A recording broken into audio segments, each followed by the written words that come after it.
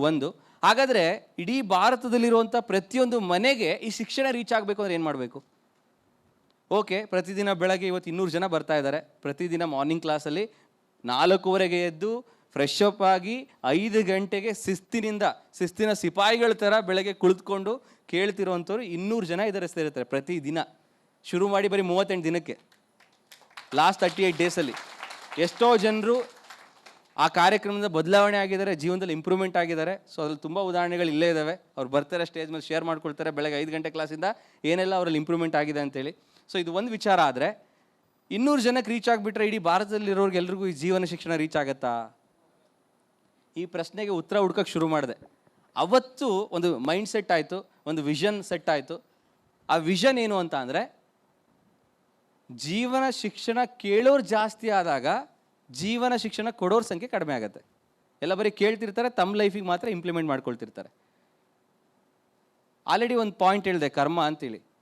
ಬರೀ ನಾವೇ ಕೇಳಿ ನಾವೇ ತಿಳ್ಕೊಂಡ್ರೆ ಕೂಡಿಟ್ಟ ಜ್ಞಾನ, ಕೂಡಿಟ್ಟ ನೀರಲ್ಲಿ ಕ್ರಿಮಿಕೀಟಗಳು ಜಾಸ್ತಿ ಎವಾಪರೇಟ್ ಆಗೋಗುತ್ತೆ. ನೀವು ತಿಳ್ಕೊಂಡಿರೋ ಜ್ಞಾನವನ್ನು ನಿಮ್ಮಲ್ಲೇ ಇಟ್ಕೊಂಡ್ರೆ.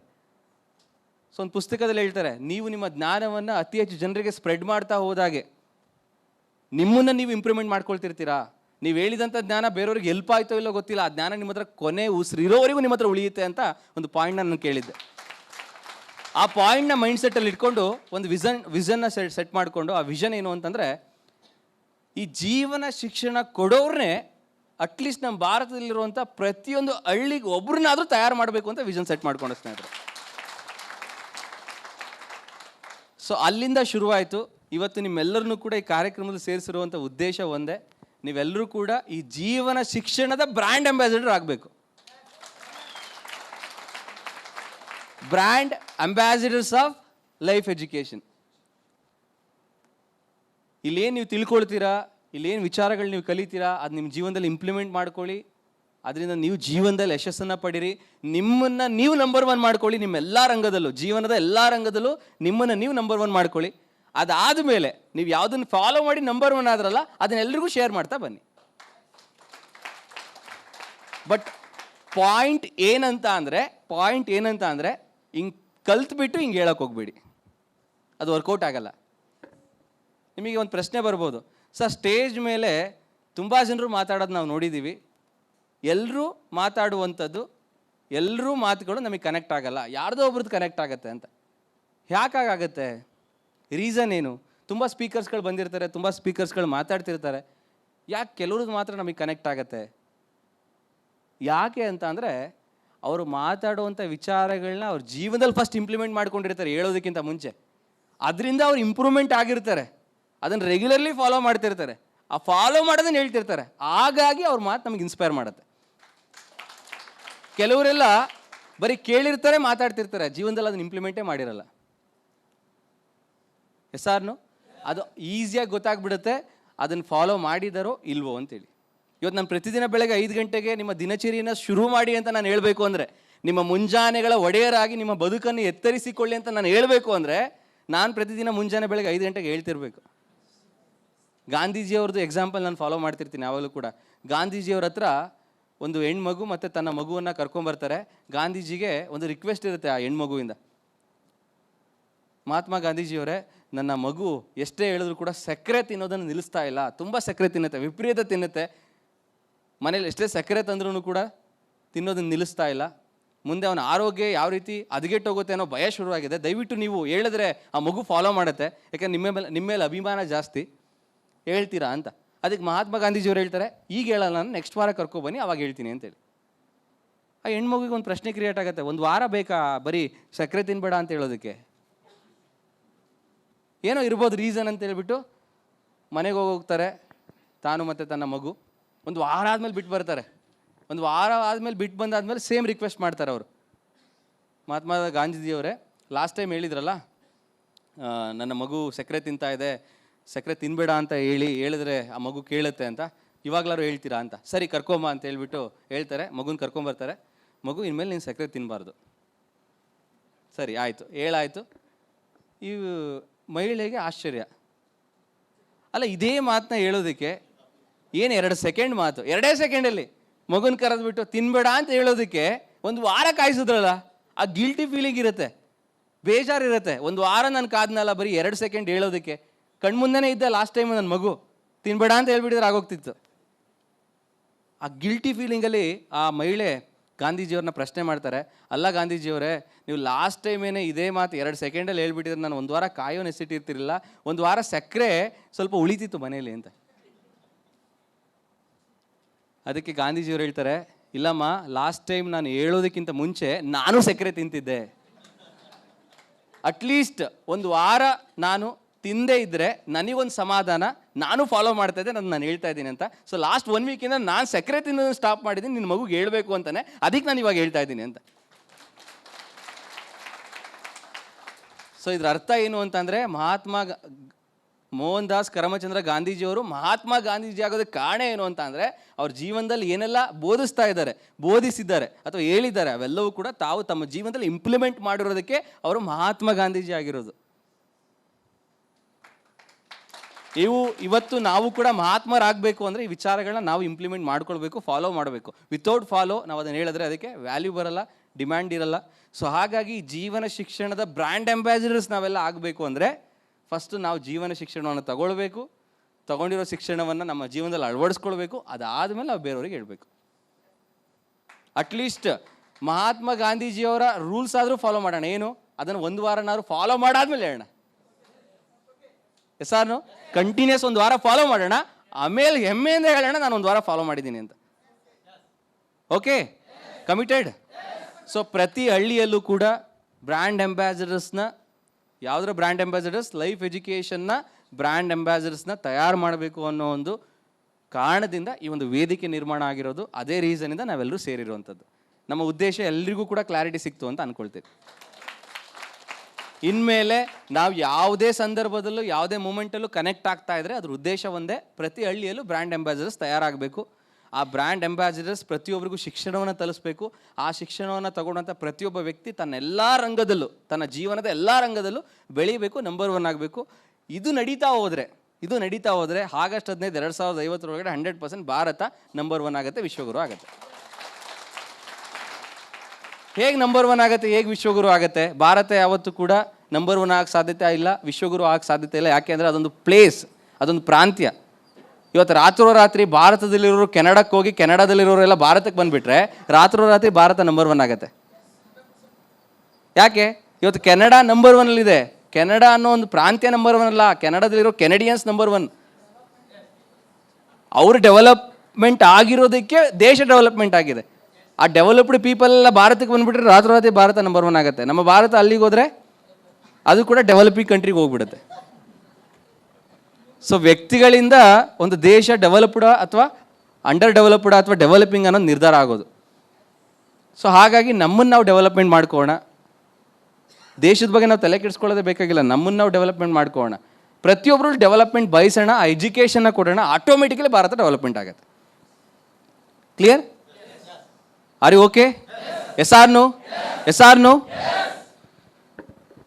So next very important subject ಯಾವುದು ಅಂತ ಅಂದರೆ, ಹಾಗಾದರೆ ಯಾವುದ್ಯಾವುದೇ ರಂಗದಲ್ಲಿ ನಾವು ಶಿಕ್ಷಣ ಪಡ್ಕೊಳ್ಬೇಕು ಸರ್? ಓಕೆ, ಲೈಫ್ ಎಜುಕೇಷನ್ ಅಂತ ಅಂದರೆ ನಾವು ಜೀವನ ಶಿಕ್ಷಣವನ್ನು ಪಡ್ಕೊಳ್ಬೇಕು ಅಂತ ಹೇಳಿದ್ರೆ ವ್ಯಾಲ್ಯೂ ಬೇಸ್ಡ್ ಎಜುಕೇಷನ್ನ, ಮೌಲ್ಯಾಧಾರಿತ ಶಿಕ್ಷಣವನ್ನು ಪಡೆದಿರೋರೇ ಇವತ್ತು ಇಡೀ ಪ್ರಪಂಚವನ್ನು ರೂಲ್ ಮಾಡ್ತಿರೋರು ಅಂತ ಹೇಳಿದ್ರಿ. Yes or no? ಇಡೀ ಪ್ರಪಂಚವನ್ನು ರೂಲ್ ಮಾಡ್ತಿರೋರೇ, ಈ ಮೌಲ್ಯಾಧಾರಿತ ಶಿಕ್ಷಣದಲ್ಲಿ ಎಕ್ಸ್ಪರ್ಟ್ ಇರೋರೇ ಇಡೀ ಪ್ರಪಂಚವನ್ನು ರೂಲ್ ಮಾಡ್ತಿರೋವಂಥದ್ದು. ಸೊ ಹಾಗಾದರೆ ಈ ಮೌಲ್ಯಾಧಾರಿತ ಶಿಕ್ಷಣವನ್ನು ನಾವು ಯಾವುದ್ಯಾವ್ದು ರಂಗದಲ್ಲಿ ಪಡ್ಕೊಳ್ಬೇಕು? ಫಸ್ಟ್ ಆಫ್ ಆಲ್ ಯಾವುದ್ಯಾವ್ದು ರಂಗಗಳಿದ್ದಾವೆ ಅನ್ನೋದನ್ನು ನಾವು ತಿಳ್ಕೊಳ್ಳೋಣ. ಸೊ ಆ ಒಂದು slide that is called wellness slide. ಅಲ್ಲೇನು ಕಾಣಿಸ್ತಾ ಇದೆಯೋ ಅದು ನಿಮಗೆ ಎಷ್ಟು ಕಾಣಿಸ್ತಾ ಇದೆ, ಓಕೆ, ಡೋಂಟ್ ವರಿ, ಅಲ್ಲಿರೋದನ್ನು ನಾನು ಎಕ್ಸ್ಪ್ಲೇನ್ ಮಾಡ್ತೀನಿ ಓವರಲ್ ಆಗಿ, ಅದ್ರ ಬಗ್ಗೆ ವರಿ ಮಾಡೋದಕ್ಕೆ ಹೋಗಬೇಡಿ. ಪ್ರತಿ ಸಲ ಲೈಟ್ ಆನ್ ಮಾಡಿ ಲೈಟ್ ಆಫ್ ಮಾಡಿ ಅನ್ನೋದಕ್ಕಿಂತ ಯಾವುದಕ್ಕೆ ನಾವು ಲೈಟ್ ಆಫ್ ಮಾಡೇ ಕೇಳಬೇಕು ಅದನ್ನು ವಿಡಿಯೋದೆಲ್ಲ ಲೈಟ್ ಆಫ್ ಮಾಡೇ ಕೇಳೋಣ. ಸೊ ಅಲ್ಲಿ 8 ಟೈಪ್ಸ್ ಆಫ್ ವೆಲ್ನೆಸ್ ಇದೆ. ವೆಲ್ನೆಸ್ ಅಂದ್ರೇನು? ವೆಲ್ನೆಸ್ ಎಜುಕೇಷನ್ ಯಾಕೆ ಬೇಕು? ವೆಲ್ನೆಸ್ ಅನ್ನೋದು ಕೂಡ ಒಂದು ವ್ಯಾಲ್ಯೂ ಬೇಸ್ಡ್ ಎಜುಕೇಷನ್ನ. ಸ್ನೇಹಿತರೆ, ವ್ಯಾಲ್ಯೂ ಬೇಸ್ಡ್ ಎಜುಕೇಷನ್ಗೆ ಇನ್ನೊಂದು ಹೆಸರೇ ವೆಲ್ನೆಸ್. ವ್ಯಾಲ್ಯೂ ಬೇಸ್ಡ್ ಎಜುಕೇಷನ್ಗೆ ಇನ್ನೊಂದು ಹೆಸರೇ ವೆಲ್ನೆಸ್. ವೆಲ್ನೆಸ್ ಅಂದ್ರೇನು? ಕ್ಷೇಮ ಅಂತ ಕನ್ನಡದಲ್ಲಿ. ಸೊ ನಮ್ಮ ಪ್ರಕಾರ ಕ್ಷೇಮ ಅಂತ ಅಂದರೆ ಚಿಕ್ಕ ವಯಸ್ಸಿಂದ ಇಲ್ಲಿವರೆಗೂ ನಾವು ಮೈಂಡ್ಸೆಟ್ ಮಾಡ್ಕೊಂಡಿರುವಂಥದ್ದು ಬರೀ ಆರೋಗ್ಯವಾಗಿದ್ದರೆ ಮಾತ್ರ ನಾವು ಕ್ಷೇಮವಾಗಿದ್ದೀವಿ ಅನ್ನೋ ಅಂದ್ರೆ ರೀತಿಯಲ್ಲಿ ನಾವು ಅಂದ್ಕೊಂಡಿದ್ದೀವಿ. ಯಾಕೆಂದರೆ ಅವಾಗೆಲ್ಲ ಲೆಟ್ರ್ ಬರೀತಾ ಇದ್ದು, ನಾನು ಇಲ್ಲಿ ಕ್ಷೇಮವಾಗಿದ್ದೇನೆ, ನೀವಲ್ಲೆಲ್ಲರೂ ಕೂಡ ಕ್ಷೇಮವಾಗಿದ್ದೀರಾ. ನನ್ನ ಕ್ಷೇಮ ಓನ್ಲಿ ಆರೋಗ್ಯದ ಕ್ಷೇಮ ಅಷ್ಟೇ. ಆರ್ಥಿಕ ಕ್ಷೇಮ, ಬೌದ್ಧಿಕ ಕ್ಷೇಮ, ಸೊ ಹೀಗೆ 8 ಟೈಪ್ಸ್ ಆಫ್ ವೆಲ್ನೆಸ್ ಬರುತ್ತೆ. ಅದರಲ್ಲಿ ಮೊದಲನೇದು ಫಿಸಿಕಲ್ ವೆಲ್ನೆಸ್. ನಾವಿವತ್ತು ಆರೋಗ್ಯವಾಗಿದ್ದೀವಾ ಅಥವಾ ಜೀವಂತವಾಗಿದ್ದೀವಾ? ನಾವು ತಿಂತಿರೋವಂಥ ಆಹಾರ ಜೀವಂತವಾಗಿರೋದಕ್ಕ ಅಥವಾ ಆರೋಗ್ಯವಾಗಿರೋದಕ್ಕ? ಎಷ್ಟು ಜನ ಒಪ್ಕೊಳ್ತೀರಾ ನಾವು ತಿಂತಿರೋವಂಥ ಆಹಾರ 100% ಆರೋಗ್ಯವಾಗಿರೋದಕ್ಕೆ ಅಂತ? ಉಸಿರಾಡೋದಕ್ಕೆ ತಿಂತಾ ಇದ್ದೀವಿ ಅಷ್ಟೇ. ಉಸಿರಾಡೋ ಉಸಿರಲ್ಲೂ ಕೂಡ ವಿಷ ಇದೆ. ಎಸಾರ್ನು? ಅಷ್ಟು ವಿಷವನ್ನು ನಾವು ತಗೊಳ್ತಾ ಇದ್ದೀವಿ. ಅಷ್ಟು ಸಮಾಜಕ್ಕೆ ನಾವು ಇನ್ ರಿಟರ್ನ್ ಕೆಟ್ಟದನ್ನು ಮಾಡ್ತಾ ಇದ್ದೀವಿ. ಸೊ ಮೊದಲನೇದು ಫಿಸಿಕಲ್ ವೆಲ್ನೆಸ್. ನಾವು ಆರೋಗ್ಯವಾಗಿರಬೇಕು ಅಂತ ಅಂದರೆ ನಾವೇನು ಮಾಡಬೇಕು? ಆ ಶಿಕ್ಷಣ ಪ್ರತಿಯೊಬ್ಬರಿಗೂ ಬೇಕು. ಯಾಕೆ ಅಂತಂದರೆ ನಮ್ಮನ್ನು ನಾವು ಆರೋಗ್ಯವಾಗಿ ಇಟ್ಕೊಳ್ಳೋದಕ್ಕಿಂತ ದೊಡ್ಡ ಕೆಲಸ ಇಡೀ ಪ್ರಪಂಚದಲ್ಲಿ ಇನ್ಯಾವುದೂ ಇಲ್ಲ ಅಂತ ಹೇಳ್ತಾರೆ. Am I right? ಎಸಾರ್ನು? ಯಾಕೆಂದರೆ ಆರೋಗ್ಯವೇ ಇಲ್ಲ ಅಂತಂದರೆ ನಿಮ್ಮ ಹತ್ರ ಏನಿದ್ರೂ ಪ್ರಯೋಜನ ಇಲ್ಲ. ಅದಕ್ಕೇನೆ ನಾವು ವೆಲ್ನೆಸ್ಸಲ್ಲಿ ಮೊದಲನೇ ಶಿಕ್ಷಣ ನಾವು ಪಡ್ಕೊಳ್ಳೇಬೇಕಾಗಿರುವಂಥದ್ದು ಅದು ಆರೋಗ್ಯದ ಬಗ್ಗೆ ಅಂತ ಹೇಳ್ತಿರ್ತೀವಿ. ನಿಮ್ಮ ಹತ್ರ ಕೋಟಿಗಟ್ಟಲೆ ದುಡ್ಡಿದೆ, ಲಕ್ಸುರಿ ಕಾರ್ ಇದೆ, 100 ಜನ ನಿಮ್ಗೆ ನೋಡ್ಕೊಳ್ಳೋದಕ್ಕೆ ಆಳುಗಳಿದ್ದಾರೆ ಅಂತ ಅಂದ್ಕೊಳ್ಳಿ. ಬಟ್ ಬೆಡ್ ಮೇಲೆ ಬೆಡ್ ರೆಸ್ಟ್ ಮಾಡ್ತಾ ಇದ್ದೀರಾ, ಯಾವುದೋ ರೋಗದಿಂದ ಬಳಲ್ತಾ ಇದ್ದೀರಾ, ಶುಗರ್ ತಿನ್ನಬೇಕು ಅಂದರೆ 100 ಸಲ ಯೋಚನೆ ಮಾಡಬೇಕು. ಯಾಕೆ ಅಂತಂದರೆ ನಿಮಗೆ ಡಯಾಬಿಟಿಸ್ ಇದೆ. ಅಂಥ ಜೀವನ ನೀವು ಪಡ್ಕೊಂಡಿದ್ದೀರಾ ಅಂತಂದರೆ ಅದು ಓಕೆನಾ? ಎಲ್ಲ ಇದು ಏನೂ ಇಲ್ಲದೆ ಇರೋ ಹಾಗೆ. ಎಸಾರ್ನು? ಸೊ ಹಾಗಾಗಿ ವೆರಿ ಇಂಪಾರ್ಟೆಂಟ್, ನಾವು ಕಲಿಲೇಬೇಕಂತ ಶಿಕ್ಷಣ ಅದು ಜೀವನ ಶಿಕ್ಷಣದಲ್ಲಿ ಆರೋಗ್ಯದ ಬಗ್ಗೆ. ಇನ್ನು ಎರಡನೇದು ಫೈನಾನ್ಷಿಯಲ್ ವೆಲ್ನೆಸ್ ಅಂತ ಕರಿತೀವಿ. ಫೈನಾನ್ಷಿಯಲ್ ವೆಲ್ನೆಸ್ ಅಂತ ಅಂದರೆ ಆರ್ಥಿಕ ಕ್ಷೇಮ ಅಂತ ಕರಿತೀವಿ. ನೀವು ಆರ್ಥಿಕವಾಗಿ ಎಷ್ಟು ಇಂಪ್ರೂವ್ಮೆಂಟ್ ಆಗಿದ್ದೀರಾ? ಫೈನಾನ್ಷಿಯಲಿ ಎಷ್ಟು ನೀವು ಸ್ಟೆಬಲ್ ಇದ್ದೀರಾ? ಹಣಕಾಸಿನ ವಿಚಾರದಲ್ಲಿ ಎಷ್ಟು ಸ್ಟೆಬಲ್ ಇದ್ದೀರಾ? ಇವತ್ತು ಪ್ರತಿಯೊಬ್ಬರು ಶ್ರೀಮಂತರು ಆಗಲೇಬೇಕು ಅಂತ ಹೇಳ್ತೀವಿ. ಅದರಲ್ಲೂ ಕೂಡ ಒಳ್ಳೆಯವರು ಶ್ರೀಮಂತ ಆಗಲೇಬೇಕು ಅಂತ ಕಂಡೀಷನ್ ಮಾಡ್ತೀವಿ. ಯಾಕೆ ಒಳ್ಳೆಯವರು ಶ್ರೀಮಂತರು ಆಗಲೇಬೇಕು? ಒಳ್ಳೆಯವ್ರ ಹತ್ರ ದುಡ್ಡಿದ್ರೆ ಸ್ನೇಹಿತರೆ ಒಳ್ಳೇದಕ್ಕೆ ಬಳಸ್ತಾರೆ, ಕೆಟ್ಟವ್ರ ಹತ್ರ ದುಡ್ಡಿದ್ರೆ ಕೆಟ್ಟದಕ್ಕೆ ಬಳಸ್ತಾರೆ. ಅದಕ್ಕೇನೆ ಒಳ್ಳೆಯವ್ರ ಹತ್ರ ದುಡ್ಡಿರಬೇಕು ಅಂತ ಹೇಳ್ತೀವಿ. ಯಾಕೆಂದರೆ ಒಳ್ಳೇದಕ್ಕೆ ಬಳಸ್ತಾರೆ ದುಡ್ಡನ್ನ. ಎಸಾರ್ನು? ಇವತ್ತು ಯಾಕೆ ನಮ್ಮ ಭಾರತ ಇನ್ನೂ ಡೆವಲಪಿಂಗ್ ಕಂಟ್ರಿಲಿದೆ ಅಂತ ಅಂದರೆ ಕಾರಣ ಅತಿ ಹೆಚ್ಚು ದುಡ್ಡು ಕೆಟ್ಟವ್ರ ಹತ್ರ ಇದೆ, ಅದಕ್ಕೆ ಕೆಟ್ಟದಕ್ಕೆ ಬಳಸ್ತಾ ಇದ್ದಾರೆ. ಇಮ್ಯಾಜಿನ್ ಮಾಡಿ, ನಮ್ಮೆಲ್ಲರ ಹತ್ರನೂ ಕೂಡ ಸಾವಿರ ಕೋಟಿ ಇದ್ದಿದ್ರೆ ಹೇಗಿರ್ತಿತ್ತು ಅಂತ. ನಾಳೆನೇ ಒಂದು ದೊಡ್ಡ ಬಿಸ್ನೆಸ್ಸೋ ಇಂಡಸ್ಟ್ರಿನೋ ಶುರು ಮಾಡಿ ಲಕ್ಷಾಂತರ ಜನರಿಗೆ ಉದ್ಯೋಗ ಶುರು ಮಾಡಿಬಿಡ್ತಿದ್ದೆ. ಎಸಾರ್ನು? ಏನು ಮಾಡೋಣ? ಪೈಸಾ ನಹಿ ಹೇ, ದುಡ್ಡಿಲ್ಲ. ಎಸಾರ್ನು? ಸೊ ಹಾಗಾಗಿ ಇವತ್ತು ಒಳ್ಳೆಯವರಾಗಿದ್ದೀವಿ ನಾವು ಅಂತ ಅಂದರೆ ಇದು ನಮ್ಮ ಹಕ್ಕು, ಮೂಲಭೂತ ಹಕ್ಕು ಅಂತ ಹೇಳ್ತೀವಿ. ಮೂಲಭೂತ ಹಕ್ಕುಗಳಲ್ಲಿ ಶ್ರೀಮಂತರು ಆಗೋದು ಕೂಡ ಒಂದು ಇಂಪಾರ್ಟೆಂಟ್. ಅದನ್ನೆಲ್ಲೂ ಹೇಳ್ಕೊಡ್ಲೇ ಇಲ್ಲ. ಎಸಾರ್ನು? ಸೊ ನೆಕ್ಸ್ಟ್ ಎಮೋಷನಲ್ ವೆಲ್ನೆಸ್ ಅಂತ ಕರಿತೀವಿ. ಎಮೋಷನಲ್ ವೆಲ್ನೆಸ್ ಅಂತ ಅಂದರೆ ನಮ್ಮ ಎಮೋಷನ್ಸ್ಗಳನ್ನ ಹೇಗೆ ಹ್ಯಾಂಡಲ್ ಮಾಡಬೇಕು, ನಮ್ಮ ಭಾವನೆಗಳನ್ನ ಹೇಗೆ ಹ್ಯಾಂಡಲ್ ಮಾಡಬೇಕು. ಕೋಪ ಬರ್ತಾ ಇದೆ, ಎಲ್ರಿಗೂ ಬರುತ್ತೆ, ನನಗೂ ಬರುತ್ತೆ, ನಿಮಗೂ ಬರುತ್ತೆ, ಎಲ್ರಿಗೂ ಬರುತ್ತೆ. ಹೇಗೆ ನಾವು ಅದನ್ನು ಹ್ಯಾಂಡಲ್ ಮಾಡ್ತಾ ಇದ್ದೀವಿ? ಹ್ಯಾಂಡಲ್ ಮಾಡೋದ್ರಲ್ಲಿ ಸ್ವಲ್ಪ ಇಡುವುದ್ರೂ ಕೂಡ ನೀವು ಆ ಮೂಮೆಂಟಲ್ಲಿ ಏನು ಕಳ್ಕೊಳ್ತೀರೋ ಅದು ಯಾವುದೇ ಕಾರಣಕ್ಕೂ ವಾಪಸ್ ಬರಲ್ಲ. ಕೋಪದಲ್ಲಿ ಆಡಿದಂಥ ಮಾತು ವಾಪಸ್ ಬರುತ್ತಾ? ಆ ಕೋಪದಲ್ಲಿ ಆಡಿದಂಥ ಮಾತಿನಿಂದ ಕಳ್ಕೊಂಡಂಥ ವ್ಯಕ್ತಿ ವಾಪಸ್ ಬರ್ತಾರಾ? ಆ ಫ್ರ್ಯಾಕ್ಷನ್ ಆಫ್ ಸೆಕೆಂಡಲ್ಲಿ ಹೆಂಗೆ ಹ್ಯಾಂಡ್ಲ್ ಮಾಡ್ತಿರೋ ತುಂಬ ಇಂಪಾರ್ಟೆಂಟ್. ನಿಮ್ಮ ಆ್ಯಂಗರ್ನ, ನಿಮ್ಮ ಎಮೋಷನ್ಸ್ನ, that is called emotional wellness. ನಿಮ್ಮ ಎಮೋಷನ್ಸ್ ಮೇಲೆ ನೀವು ಒಳ್ಳೆ ಕೆಲಸಗಳನ್ನ ಮಾಡ್ತಿರೋ ಅಥವಾ ಡಿಪ್ರೆಷನಲ್ಲಿ ಮಲ್ಕೊಳ್ತಿರೋ ಇವೆಲ್ಲವೂ ಕೂಡ ಡಿಪೆಂಡ್ ಆಗುತ್ತೆ. ಇವತ್ತು ನಾವು ತುಂಬ ಆ್ಯಕ್ಟಿವ್ ಆಗಿ ಕೆಲಸ ಮಾಡಬೇಕು ಅಂದರೆ ನಮ್ಮ ಎಮೋಷನ್ಸ್ನ ತುಂಬ ಚೆನ್ನಾಗಿ ನಾವು ಹ್ಯಾಂಡ್ಲ್ ಮಾಡೋದು ಗೊತ್ತಿರಬೇಕು ನಮಗೆ. ಯಾಕೆ ತುಂಬ ಜನ ಡಿಪ್ರೆಷನಲ್ಲಿ ಇರ್ತಾರೆ? ಯಾಕೆ ತುಂಬ ಜನ ಕೆಲಸದಕ್ಕೆ ಫೋಕಸ್ ಮಾಡ್ತಿಲ್ಲ? ಯಾವಾಗಲೂ ಬರೀ ಹಳೆದ್ರ ಬಗ್ಗೆನೇ ಯೋಚನೆ ಮಾಡ್ತಿರ್ತಾರೆ. ಹಿಂಗಾಗೋಯ್ತಲ್ಲ, ಹಂಗಾಗೋಯ್ತಲ್ಲ, ಹಿಂಗೆ ಯಾಕೆ ಆಗಬಾರ್ದು, ಹಿಂಗೆ ಯಾಕೆ ಆಗಬಾರ್ದು, ಈ ಲೆಕ್ಕಾಚಾರದಲ್ಲೇ ಅತಿ ಹೆಚ್ಚು ಜನ ಸಮಯ ಕಳೀತಾ ಇದ್ದಾರೆ.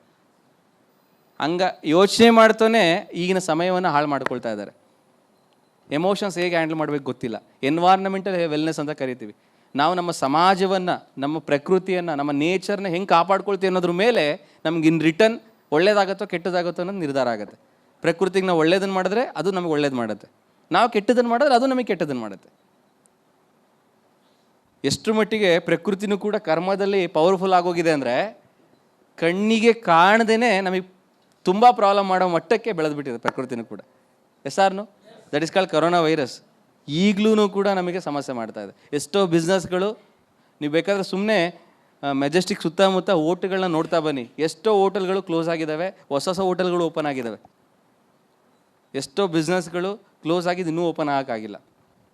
ಅವಾಗಾಗಿರೋ ಪ್ರಾಬ್ಲಮ್, 2 ವರ್ಷದಿಂದ ಆಗಿರೋ ಪ್ರಾಬ್ಲಮಿಂದ ಇನ್ನೂ ಹೊರಗಡೆ ಬರೋಕ್ಕಾಗಿಲ್ಲ ಜನ. ಹೇಗೆ ನಾವು ಪ್ರಕೃತಿಯನ್ನು ನೋಡ್ಕೊಳ್ತೀವಿ ಅದ್ರ ಬಗ್ಗೆ ನಮ್ಗೆ ಶಿಕ್ಷಣ ಇರಬೇಕು. ಆವಾಗ ಮಾತ್ರ ನಾವು ಪ್ರಕೃತಿನ ಚೆನ್ನಾಗಿ ನೋಡ್ಕೊಳ್ಳೋದಕ್ಕೆ ಸಾಧ್ಯ.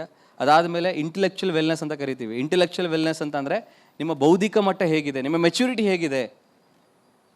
ಕೆಲವರು ನೋಡಿದ್ರೆ ಅವ್ರ ಜೊತೆ ಅತಿ ಹೆಚ್ಚು ಸಮಯವನ್ನು ಸ್ಪೆಂಡ್ ಮಾಡಬೇಕು ಅಂತ ಅನಿಸುತ್ತೆ. ಯಾಕೆ ಅಂತಂದರೆ ಅಷ್ಟು ಮೆಚ್ಯೂರ್ಡ್ ಇರ್ತಾರೆ. ಎಷ್ಟೋ ವಿಚಾರಗಳನ್ನ ನಾವು ಹೇಳೋದೇ ಇಲ್ಲ, ಮನಸ್ಸಿಂದ ಅರ್ಥ ಮಾಡ್ಕೊಂಡ್ಬಿಡ್ತಾರೆ. That is called intellectual wellness. ತುಂಬ ಬುದ್ಧಿವಂತರಿರ್ತಾರೆ, ನಾವು ಅವರಿಗೆ ಜಾಸ್ತಿ ಹೇಳೋದು ಬೇಕಾಗಿಲ್ಲ, ಹೇಳಿಸ್ಕೊಳ್ಳಲ್ಲ ಅವರು. ಯಾವುದೋ ಒಂದು ವಿಚಾರನ ಸೂಕ್ಷ್ಮವಾಗಿದ್ರೂ ಕೂಡ ಅರ್ಥ ಮಾಡ್ಕೊಳ್ತಾರೆ. ಯಾಕೆ ಅದು ಅರ್ಥ ಮಾಡ್ಕೊಳ್ತಾರೆ ಅಂದರೆ ಅವರಿಗೆ ಇಂಟೆಲೆಕ್ಚುಯಲ್ ವೆಲ್ನೆಸ್ ಬಗ್ಗೆ ಶಿಕ್ಷಣ ಇರೋದು. ಆಕ್ಯುಪೇಷನಲ್ ವೆಲ್ನೆಸ್ ಅಂತ ಕರಿತೀವಿ. ಆಕ್ಯುಪೇಷನಲ್ ವೆಲ್ನೆಸ್ ಅಂದರೆ ನಮಗೇನು ಇಷ್ಟ ಇದೆಯೋ ಆ ಕೆಲಸನ ಮಾಡ್ತಾ ಅದನ್ನು ನಾವು ಎಂಜಾಯ್ ಮಾಡ್ತಿರ್ತೀವಿ. ಬಟ್ ಇವತ್ತು ಎಷ್ಟೋ ಜನರಿಗೆ ಆಕ್ಯುಪೇಷನಲ್ ವೆಲ್ನೆಸ್ ಇಲ್ಲ, ತಮ್ಮ ಕೆಲಸದಲ್ಲಿ ಒಂದು ಕ್ಷೇಮ ಸಿಗ್ತಾ ಇಲ್ಲ. ಇಷ್ಟ ಇಲ್ಲ ಅಂತಂದ್ರೂ ಇದಕ್ಕೋಸ್ಕರ ಕೆಲಸ ಮಾಡ್ತಾ ಇದ್ದಾರೆ, ಮನಸ್ಸಿಗೆ ನೆಮ್ಮದಿ ಇಲ್ಲ. 9 to 5 ಜಾಬ್ ಮಾಡ್ತಾ ಇದ್ದಾರೆ, 5 ಗಂಟೆ ಯಾವಾಗುತ್ತೆ ಅಂತ ಕಾಯ್ತಾ ಕೂತಿರ್ತಾರೆ.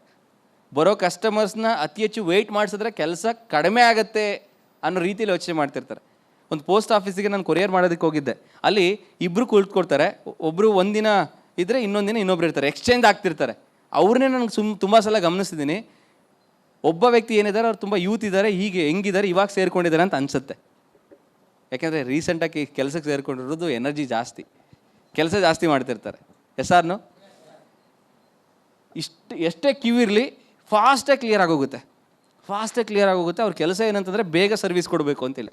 ಇನ್ನೊಬ್ರು ಇರ್ತಾರೆ, ಅವ್ರು ತುಂಬ ವಯಸ್ಸಾಗಿದೆ, ಮಿನಿಮಮ್ ಒಬ್ಬ ಕಸ್ಟಮರ್ಸಿಗೆ 2 ರಿಂದ 3 ನಿಮಿಷ ಗ್ಯಾರಂಟಿ ತೊಗೊಳ್ತಾರೆ. ಒಂದು ಪಕ್ಷ ಟೈಮ್ ನೋಡ್ಕೊಂಡು ತೊಗೊಳ್ತಾರೋ ಏನೋ ಗೊತ್ತಿಲ್ಲ, ಹಾಗೆ ಸರ್ವಿಸ್ ಕೊಡ್ತಿರ್ತಾರೆ. ಸೊ ಆಕ್ಯುಪೇಷನಲ್ ವೆಲ್ನೆಸ್ ಅಂತ ಕರಿತೀವಿ. ನೀವು ಮಾಡ್ತಿರೋ ಆಕ್ಯುಪೇಷನಲ್ಲಿ ನಿಮ್ಗೆ ತೃಪ್ತಿ ಇದೆಯಾ, ಖುಷಿ ಇದೆಯಾ, ನೆಮ್ಮದಿ ಸಿಗ್ತಾ ಇದೆಯಾ? ಕಾಯಕವೇ ಕೈಲಾಸ ಅಂತ ಹೇಳ್ತಾರೆ ಸ್ನೇಹಿತರೆ. ಕಾಯಕವೇ ಕೈಲಾಸ ಅಂತ ಯಾಕೆ ಹೇಳಿದ್ದಾರೆ ಅಂತ ಅಂದರೆ, you believe it R not, ಮೆಡಿಟೇಷನ್ಗೆ ತುಂಬ ಪವರ್ ಇದೆ. ಮೆಡಿಟೇಷನ್ ಮಾಡೋದ್ರಿಂದ ತುಂಬ ಬೆನಿಫಿಟ್ಸ್ ಇದೆ. ಆ ಬೆನಿಫಿಟ್ಸ್ ನಾನು ನಿಮಗೆ ಎಕ್ಸ್ಪ್ಲೇನ್ ಮಾಡ್ತೀನಿ, ಸೊ ಅದನ್ನು ಶೇರ್ ಮಾಡ್ತೀನಿ. ಆ ಮೆಡಿಟೇಷನ್ ನೀವು ಮಾಡೋದೇ ಬೇಕಾಗಿಲ್ಲ, ನಿಮ್ಮ ಕೆಲಸವೇ ನಿಮಗೆ ಮೆಡಿಟೇಷನ್ ರೂಪದಲ್ಲಿ ಇದ್ದರೆ ಅಂತ ಹೇಳ್ತಾರೆ. ನೀವು ಮಾಡ್ತಿರೋ ಕೆಲಸವನ್ನು ನೀವು ತುಂಬ ಇಷ್ಟಪಟ್ಟು ಸಮಯ ನೋಡದೆ ನೀವು ಕೆಲಸ ಮಾಡ್ತಿದ್ದೀರಾ ಅಂತಂದರೆ ನೀವು ಮೆಡಿಟೇಷನ್ ಮಾಡೋದೇ ಬೇಕಾಗಿಲ್ಲ, ನಿಮ್ಮ ಕಾಯಕದಲ್ಲೇ ನೀವು ಮೆಡಿಟೇಷನ್ ಮಾಡ್ತಾ ಇದ್ದೀರಾ ಅಂತ. ಆ ಸ್ಟೇಟಿಗೆ ಯಾರು ಹೋಗ್ತಾರೆ, ತಮ್ಮ ಕೆಲಸದಲ್ಲಿ ಆ ಒಂದು ಲೆವೆಲ್ನ ಯಾರು ರೀಚ್ ಆಗ್ತಾರೆ, ಅವರು ಕೈಲಾಸದಲ್ಲಿ ಇರ್ತಾರೆ ಅಂತ. ನಮ್ಮ ಕೆಲಸದಲ್ಲೇ ಕೈಲಾಸದಲ್ಲಿ ಇರ್ತೀವಿ. ಕೆಲಸ ಮಾಡೋದಕ್ಕೆ ಬೋರ್ ಆಗಲ್ಲ, ಬೇಜಾರಾಗಲ್ಲ, ಇನ್ನೊಂದು ಎಕ್ಸ್ಟ್ರಾ ಕೆಲಸ ಮಾಡೋಣ ಅನಿಸ್ತಿರುತ್ತೆ, ಇನ್ನೊಂದು 1 hour ಎಕ್ಸ್ಟ್ರಾ ಕೊಟ್ಟಿದ್ರೆ ನನಗೆ ಭಗವಂತ ಚೆನ್ನಾಗಿರ್ತಿತ್ತು ಅಂತ ಅನಿಸುತ್ತೆ ಅವರಿಗೆ. So that is called occupational wellness. ಅದಾದಮೇಲೆ ಸೋಷಿಯಲ್ ವೆಲ್ನೆಸ್ ಅಂತ ಕರಿತೀವಿ. ನಾವು ಸಮಾಜದಲ್ಲಿ ಹೇಗಿರ್ತೀವಿ, ಸಮಾಜದ ಜನರ ಜೊತೆ ನಾವು ಹೇಗಿರ್ತೀವಿ, ಅವ್ರ ಜೊತೆ ಸಂಬಂಧವನ್ನು ಹೇಗೆ ಇಟ್ಕೊಳ್ತೀವಿ. ಎಷ್ಟೋ ಜನರು ಹೇಗಿರ್ತಾರೆ ಅಂತಂದರೆ, ತನ್ನ ಬಗ್ಗೆ, ತನ್ನ ಹೆಂಡತಿಗೆ, ತನ್ನ ಮಕ್ಳಿಗೆ ಬಿಟ್ಟರೆ ಇಡೀ ಪ್ರಪಂಚದಲ್ಲಿ ಅವ್ರ ಹೆಸರು ಕೂಡ ಗೊತ್ತಿರಲ್ಲ. ನಡೆದಾಡುವ ದೇವರುಗಳಲ್ಲ, ನಡೆದಾಡುವ ದೆವ್ವಗಳು.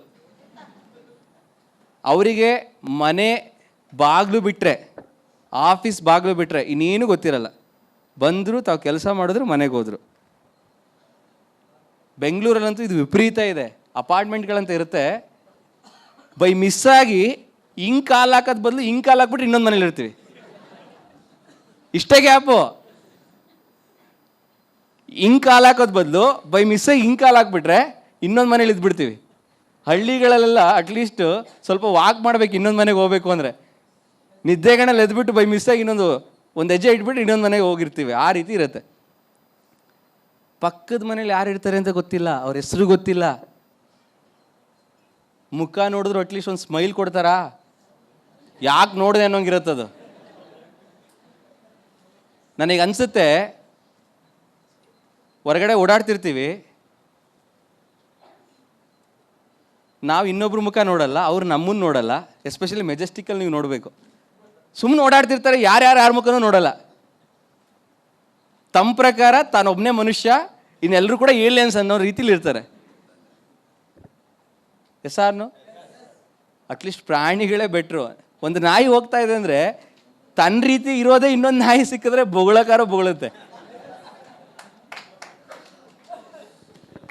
ನಾವೆಷ್ಟು ಜೀವಂತವಾಗಿದ್ದೀವಿ ಮನುಷ್ಯರಾಗಿ ಅನ್ನೋದು ಇಂಪಾರ್ಟೆಂಟ್ ಇದೆ. S or no? ಅಟ್ಲೀಸ್ಟ್ ನಮ್ಮದೇ ಒಂದು ದೇಹದ ಸ್ಟ್ರಕ್ಚರ್ ಇರೋ ಒಬ್ಬ ವ್ಯಕ್ತಿ ಇದ್ದಾನೆ, ಅಟ್ಲೀಸ್ಟ್ ಅವನು ನೋಡಿ ಒಂದು ಸ್ಮೈಲ್ ಆದರೂ ಕೊಡಿ. ಎಸ್ ಆರ್ನು? ಹಂಗಂತೇಳಿ ಹೋಗೋ ಬರೋರಿಗೆಲ್ಲ ಮುಂದೋಗ್ಬಿಟ್ಟು ಒಂದು ಸ್ಮೈಲ್ ಕೊಡಿ ಅಂತ ಹೇಳಿದ್ರೆ ಸ್ಮೈಲ್ ಕೊಡಬೇಡಿ. ಸೀದಾ ನಿಮ್ಮಾನ್ಸ್ ಹಾಸ್ಪಿಟ್ಲಿಂದ ಒಂದು ಆ್ಯಂಬುಲೆನ್ಸ್ ಸೌಂಡ್ ಆಗತ್ತೆ ಶೀಘ್ರದಲ್ಲೇ. ಇಲ್ಲಿ ಯಾರೋ ಒಬ್ಬ ವ್ಯಕ್ತಿ ಬಂದವ್ರಿಗೆಲ್ಲ ಮುಂದೋಗ್ಬಿಟ್ಟು ಸ್ಮೈಲ್ ಕೊಡ್ತಾ ಇದ್ದಾನೆ ಅಂತ. ಬಸ್ಸಲ್ಲಿ ಹೋಗ್ತಿರ್ತೀರಾ, ಟ್ರೈನಲ್ಲಿ ಹೋಗ್ತಿರ್ತೀರಾ, ಮುಂದೆ ಯಾರು ಕೂತ್ಕೊಂಡಿರ್ತಾರೆ, ಒಂದು ಸ್ಮೈಲ್ ಕೊಡಿ, ಮಾತಾಡಿಸಿ, ನಿಮ್ಮ ಬಗ್ಗೆ ಪರಿಚಯ ಮಾಡ್ಕೊಳ್ಳಿ, ಅವ್ರ ಬಗ್ಗೆ ಪರಿಚಯ ಮಾಡ್ಕೊಳ್ಳಿ. ಪರಿಚಯ ಮಾಡೋದಕ್ಕೆ ಅಂತಲೇ ಅವಕಾಶ ಇದೆ. ಏನು ನೀವು ಮಾತಾಡ್ಸೋದಕ್ಕೆ ಅಂತಲೇ ಹೋಗ್ಬೇಡಿ. ಎಲ್ರಿಗೂ ಪಾರ್ಕ್ ಹತ್ರ ಹೋಗ್ಬಿಟ್ಟು ನಾನು ಎಲ್ಲರೂ ಪರಿಚಯ ಮಾಡ್ಕೋಬೇಕು ಅಂತ ನಿರ್ಧಾರ ಮಾಡಿದ್ದೀನಿ, ಪ್ಲೀಸ್ ನಿಮ್ಮ ಬಗ್ಗೆ ಹೇಳಿ ಅಂತ ಹೇಳಕ್ಕೆ ಹೋಗ್ಬೇಡಿ. ಯಾಕೆಂದರೆ ಕೆಲವು ವಿಚಾರಗಳು ನಾವೆಷ್ಟೇ ಅರ್ಥಪೂರ್ಣವಾಗಿದ್ರೂ ಎಲ್ಲರೂ ಪರಿಚಯ ಮಾಡ್ಕೊಳ್ಳೋದು ತಪ್ಪಿಲ್ಲ. ಸಮಾಜದಲ್ಲಿ ಸಮಾಜಮುಖಿಯಾಗಿರೋದು ತಪ್ಪಲ್ಲ, ಬಟ್ ಜನ ಹಂಗಿರೋದ್ರಿಂದ ನಿಮ್ಮನ್ನು ಅಪಾರ್ಥ ಮಾಡ್ಕೊಳ್ತಾರೆ. ಬಟ್ ಸಮಯ ಸಂದರ್ಭಗಳು ಸಿಕ್ಕಾಗ ಅದನ್ನು ಯುಟಿಲೈಸ್ ಮಾಡ್ಕೊಳ್ಳಿ. ಎಸ್ ಆರ್ನು? ಅದನ್ನು ಸೋಷಿಯಲ್ ವೆಲ್ನೆಸ್ ಅಂತ ಕರಿತೀವಿ. ಅದ್ರಲ್ಲಿ ತುಂಬ ಡೀಪ್ ಇದೆ, ನಾನು ಶಾರ್ಟ್ ಆ್ಯಂಡ್ ಸ್ವೀಟಾಗಿ ಹೇಳಿದ್ದೀನಿ ಅಷ್ಟೇ. ಇನ್ನೊಂದು ಸ್ಪಿರಿಚುವಲ್ ವೆಲ್ನೆಸ್ ಅಂತ ಕರಿತೀವಿ. ಸ್ಪಿರಿಚುವಲ್ ವೆಲ್ನೆಸ್ ಅಂತ ಅಂದರೆ ನಮ್ಮ ವ್ಯಕ್ತಿತ್ವವನ್ನು ನಾವು ಇಂಪ್ರೂವ್ಮೆಂಟ್ ಮಾಡ್ಕೊಳ್ಳುವಂಥದ್ದು, ನಮ್ಮ ಮೌಲ್ಯಗಳಲ್ಲಿ ಇಂಪ್ರೂವ್ಮೆಂಟ್ ಮಾಡ್ಕೊಳ್ಳುವಂಥದ್ದು. ನಾವು ಯಾವುದ್ರ ಬಗ್ಗೆ ನಂಬ್ತೀವಿ, ಯಾವುದು ವಿಚಾರಗಳನ್ನ ಫಾಲೋ ಮಾಡ್ತೀವಿ, ಅದು ಸರಿ ಇದೆಯಾ ತಪ್ಪ, ಆ ಮೌಲ್ಯ ಮಾಪನ ಯಾರು ಮಾಡಬೇಕು? ನಾನು ಯೋಚನೆ ಮಾಡ್ತಿರೋ ಸರಿನಾ ತಪ್ಪ, ನಾನು ಮಾಡೋ ಕೆಲಸಗಳು ಸರಿನಾ ತಪ್ಪ. ಎಸ್, ಸೊ ಅದು ಮಾರ್ನಿಂಗ್ ಕ್ಲಾಸಲ್ಲಿ ಹೇಳಿದ್ದೀವಿ, ಅದು ನೆಕ್ಸ್ಟ್ ಹೇಳ್ತೀನಿ ನಾನು ನಿಮಗೆ. ಸೊ ಆ ಮೌಲ್ಯ ಮಾಪನ ಮಾಡೋರು ಯಾರಿದ್ದಾರೆ ಸ್ನೇಹಿತರೆ? ಯಾವತ್ತೂ ಕೂಡ ಹೊರಗಡೆ ಕೊಡೋ ಸರ್ಟಿಫಿಕೇಟ್ ಮೇಲೆ ಡಿಪೆಂಡ್ ಆಗಬೇಡಿ. ಒಂದು 10 ಜನ ಹೇಳ್ತಾರೆ ನೀನು ಒಳ್ಳೆ ಕೆಲಸ ಮಾಡ್ತಿದ್ದೆ ಅಂತ ನಂಬೋದಕ್ಕೆ ಹೋಗ್ಬೇಡಿ. ಇನ್ನೊಂದು 10 ಜನ ಹೇಳ್ತಾರೆ ನೀನು ಕೆಟ್ಟ ಕೆಲಸ ಮಾಡ್ತಿದ್ದೆ ಅಂತ ನಂಬೋದಕ್ಕೆ ಹೋಗ್ಬೇಡಿ.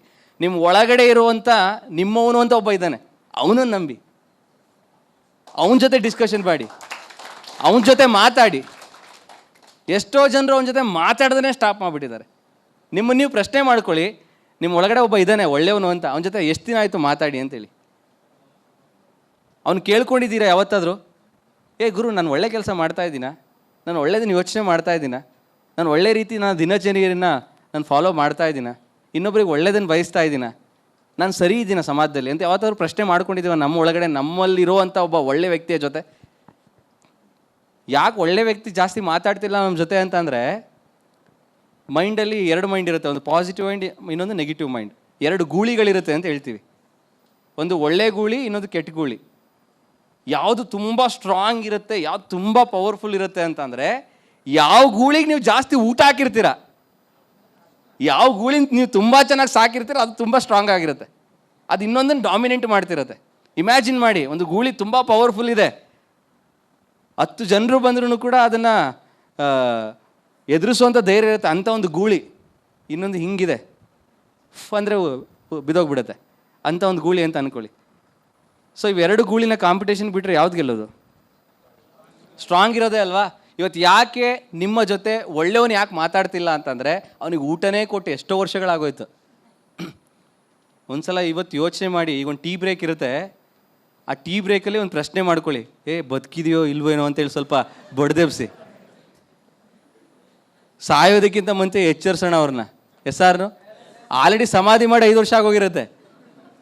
ಜನನ ಮರಣ ಆಲ್ರೆಡಿ ಸಮಾಧಿ ಬೋರ್ಡು ಕೂಡ ಹಾಕೊಂಡ್ಬಿಟ್ಟಿರ್ತೀವಿ. ಎಸ್ ಆರ್ನು? ಹಂಗೆ ಆಗೋದಕ್ಕಿಂತ ಮುಂಚೆ ಒಂದು ಸ್ವಲ್ಪ ಹೊರಗಡೆ ಹೋದ್ಮೇಲೆ ಮಾತಾಡೋದು ಇದ್ದೇ ಇರುತ್ತೆ. ನಿಮ್ಮ ಜೊತೆ ನೀವು ಮಾತಾಡಿ. ಟೀ ಕುಡಿತಿರ್ತಾರೆ, ಹೇಗೆ ಟೀ ಕುಡಿಯುವಾಗ ಪ್ರಶಾಂತತೆಯಿಂದ, ಸೈಲೆನ್ಸಿಗೆ ತುಂಬ ಪವರ್ ಇದೆ ಸ್ನೇಹಿತರೆ. ಸೈಲೆನ್ಸಲ್ಲೇ ಅತಿ ಹೆಚ್ಚು ವಿಚಾರಗಳು ನಮಗೆ ಅರ್ಥ ಆಗುವಂಥದ್ದು, ನಮ್ಮ ತಪ್ಪುಗಳು ಅರಿವಾಗೋದು. ಮಾತಾಡ್ತಿದ್ರೆ ನಮ್ಮ ತಪ್ಪುಗಳು ಅರಿವಾಗಲ್ಲ. ಸೊ ಹಾಗಾಗಿ ಮಾತಾಡೋದು ಇದ್ದೇ ಇರುತ್ತೆ. ಸೊ ಒಂದು ಕಂಡೀಷನ್ ಆ್ಯಂಡ್ ಒಂದು ಆ್ಯಕ್ಟಿವಿಟಿ, ಅದು ಕೂಡ ಏನು ಆ್ಯಕ್ಟಿವಿಟಿ ಅಂತಂದರೆ silence activity, the power of silence ಅಂತ ಕರಿತೀವಿ. ಓಕೆ, ಅದ್ರ ಬಗ್ಗೆ ಒಂದು ಪುಸ್ತಕನೂ ಕೂಡ ಇದೆ, ದ ಪವರ್ ಆಫ್ ಸೈಲೆನ್ಸ್ ಅಂತೇಳಿ. ಆ ಪುಸ್ತಕದ ಬಗ್ಗೆ ನಿಮಗೆ ಮಾರ್ನಿಂಗ್ ಕ್ಲಾಸಲ್ಲಿ ಕಂಟಿನ್ಯೂಸ್ ಆಗಿ ಆ ಎಜುಕೇಷನ್ ತೊಗೊಳ್ಳಿವ್ರಂತೆ. ಬಟ್ ಅದರ ಒಂದು ಇಂಪಾರ್ಟೆಂಟ್ ಪಾಯಿಂಟ್ ನಾನು ಹೇಳೋದೇನಂತ ಅಂದರೆ, ಇವಾಗೇನು ನೀವು ಹೋಗ್ತೀರಾ ಹೋಗುವಾಗ ಸೈಲೆಂಟಾಗಿ ಯಾರ ಹತ್ರನೂ ಮಾತಾಡ್ದಂಗೆ ಒಬ್ಬರೇ ಹೋಗಿ. ನೀವು 4-5 ಜನ ಬಂದಿರ್ಬೋದು ಅಥವಾ ನೀವಿಬ್ಬರು ಬಂದಿರ್ಬೋದು. ಮಾತಾಡದೆ ಸೈಲೆಂಟಾಗಿ ಹೋಗಿ, ಸೈಲೆಂಟಾಗಿ ಟೀ ತೊಗೊಳ್ಳಿ. ಅಲ್ಲಿ ಅವ್ರು ನಿಮ್ಗೆ ಕೇಳ್ತಾರೆ ಟೀ ಬೇಕಾ ಕಾಫಿ ಬೇಕಾ ಅಂತ, ಅಲ್ಲೂ ಸೈಲೆನ್ಸ್ನ ಮೇಂಟೈನ್ ಮಾಡಬೇಡಿ. ಇದನ್ನೇ ಮೆಚುರಿಟಿ ಅಂತೀವಿ, ಇದನ್ನೇ ಇಂಟೆಲೆಕ್ಚುಯಲ್ ವೆಲ್ನೆಸ್ ಅಂತ ಕರಿತೀವಿ. ಟೀ ಬೇಕಾ ಕಾಫಿ ಬೇಕಾ ಅಂದರೆ ಅವ್ರಿಗೇನು ಗೊತ್ತು ನೀವು ಸೈಲೆನ್ಸ್ ಮೌನಾಚರಣೆ ಆಚರಿಸ್ತಿದ್ದೀರಾ ಅಂತ, ಮೌನ ವ್ರತದಲ್ಲಿ ಇದ್ದೀರಾ ಅಂತ ಹೆಂಗೆ ಗೊತ್ತಾಗತ್ತೆ? ಸಾರ್ನು ಅಲ್ಲಿ ಮಾತ್ರ ಸ್ವಲ್ಪ ಮೌನವನ್ನು ಮುರಿದು ಜಸ್ಟ್ ಒಂದು ವರ್ಡ್ ಹೇಳಿ ಸಾಕು. ಟೀನಾ ಕಾಫಿನಾ? ಟೀ ಅಲ್ಲ ಕಾಫಿ. ಸಾರ್ನು ತುಂಬ ಜನ ಅಲ್ಲೂ ಬುದ್ಧಿವಂತಿಕೆ ತೋರ್ಸೋಕೆ ಹೋಗ್ತಾರೆ. ಅಷ್ಟು ಗೊತ್ತಾಗಲ್ಲ ನಿಂಗೆ, ಒಳಗಡೆ ಹೇಳಿದ್ದಾರೆ ಮೌನಾಚರಣೆ ಮಾಡಿ ಅಂತ, ಯಾವ್ದು ಬೇಕು ಅಂತ ಕೇಳ್ತಿರಲ್ಲ, ಯಾವುದೊಂದು ಕೊಡಿ ಅಂತೇಳಿ. ಬರೀ 1 ನಿಮಿಷ ಮೌನಾಚರಣೆ ಮಾಡಿರೋದಕ್ಕೆ 10 ನಿಮಿಷ ಮಾತಾಡಿರ್ತಾರೆ. ಬುದ್ಧಿವಂತ ಮೂವಿಯಲ್ಲಿ ಉಪೇಂದ್ರ ನೀವು ನೋಡಿರ್ಬೋದು, ತುಂಬ ಮೌನದಿಂದ ಇರ್ತಾರೆ. ಆ ಮೌನ ಮುರಿದ್ರೆ ನಾನ್ ಸ್ಟಾಪ್ ಎಕ್ಸ್ಪ್ರೆಸ್. ಸಾರ್ನು ಹೋಗಿ ಸೈಲೆನ್ಸಿಂದ ಹೋಗಿ ಟೀ ಬೇಕಾ ಕಾಫಿ ಬೇಕಾ ತಗೊಳ್ಳಿ, ಒಬ್ಬರೇನೆ, ನೋ ಡಿಸ್ಟರ್ಬೆನ್ಸ್. ನಿಮ್ಮನ್ನು ನೀವು ಕೇಳ್ಕೊಳ್ಳಿ, ನಾನು ಒಳಗಡೆ ಇರುವಂಥ ಒಳ್ಳೆಯವನು ಎಷ್ಟು ದಿನದಿಂದ ಬದುಕಿದ್ದಾನೆ, ಬದುಕಿದ್ರೆ ಎಷ್ಟು ಚೆನ್ನಾಗಿ ನಾನು ಅವ್ನು ಕಾಪಾಡ್ಕೊಂಡಿದ್ದೀನಿ. ಅಟ್ಲೀಸ್ಟ್ ಸಾಯೋ ಪರಿಸ್ಥಿತಿ ಇತ್ತು ಅಂತ ಅಂದರೆ ಸ್ವಲ್ಪ ಜೋರಾಗಿ ಬಡಿದು ಎಬ್ಬಿಸಿ. ಸೊ ನೀವು ಟೀ ಕುಡಿದು ಅಥವಾ ಕಾಫಿ ಕುಡಿದು ಒಳಗಡೆ ಬರುವಾಗ ಮಾತಾಡಬಾರ್ದು, ಇದು ಒಂದು ಕಂಡೀಷನ್.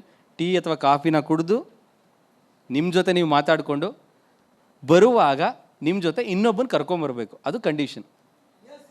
ಅವನು ಯಾರು ಅಂತ ಅಂದರೆ ನಿಮ್ಮ ಒಳಗಡೆ ಇರುವಂಥ ಒಬ್ಬ ಒಳ್ಳೆಯವನಂತಿದ್ದಾನಲ್ಲ, ಅವನನ್ನು ಜೀವಂತವಾಗಿ ಕರ್ಕೊಂಬರ್ಬೇಕು. ನೀವು ಹಾಲಿಗೆ ಬರುವಾಗ ಕರ್ಕೊಂಬರ್ತಿರೋ ಅನ್ನೋ ಒಂದು ನಂಬಿಕೆ ನನಗಿದೆ.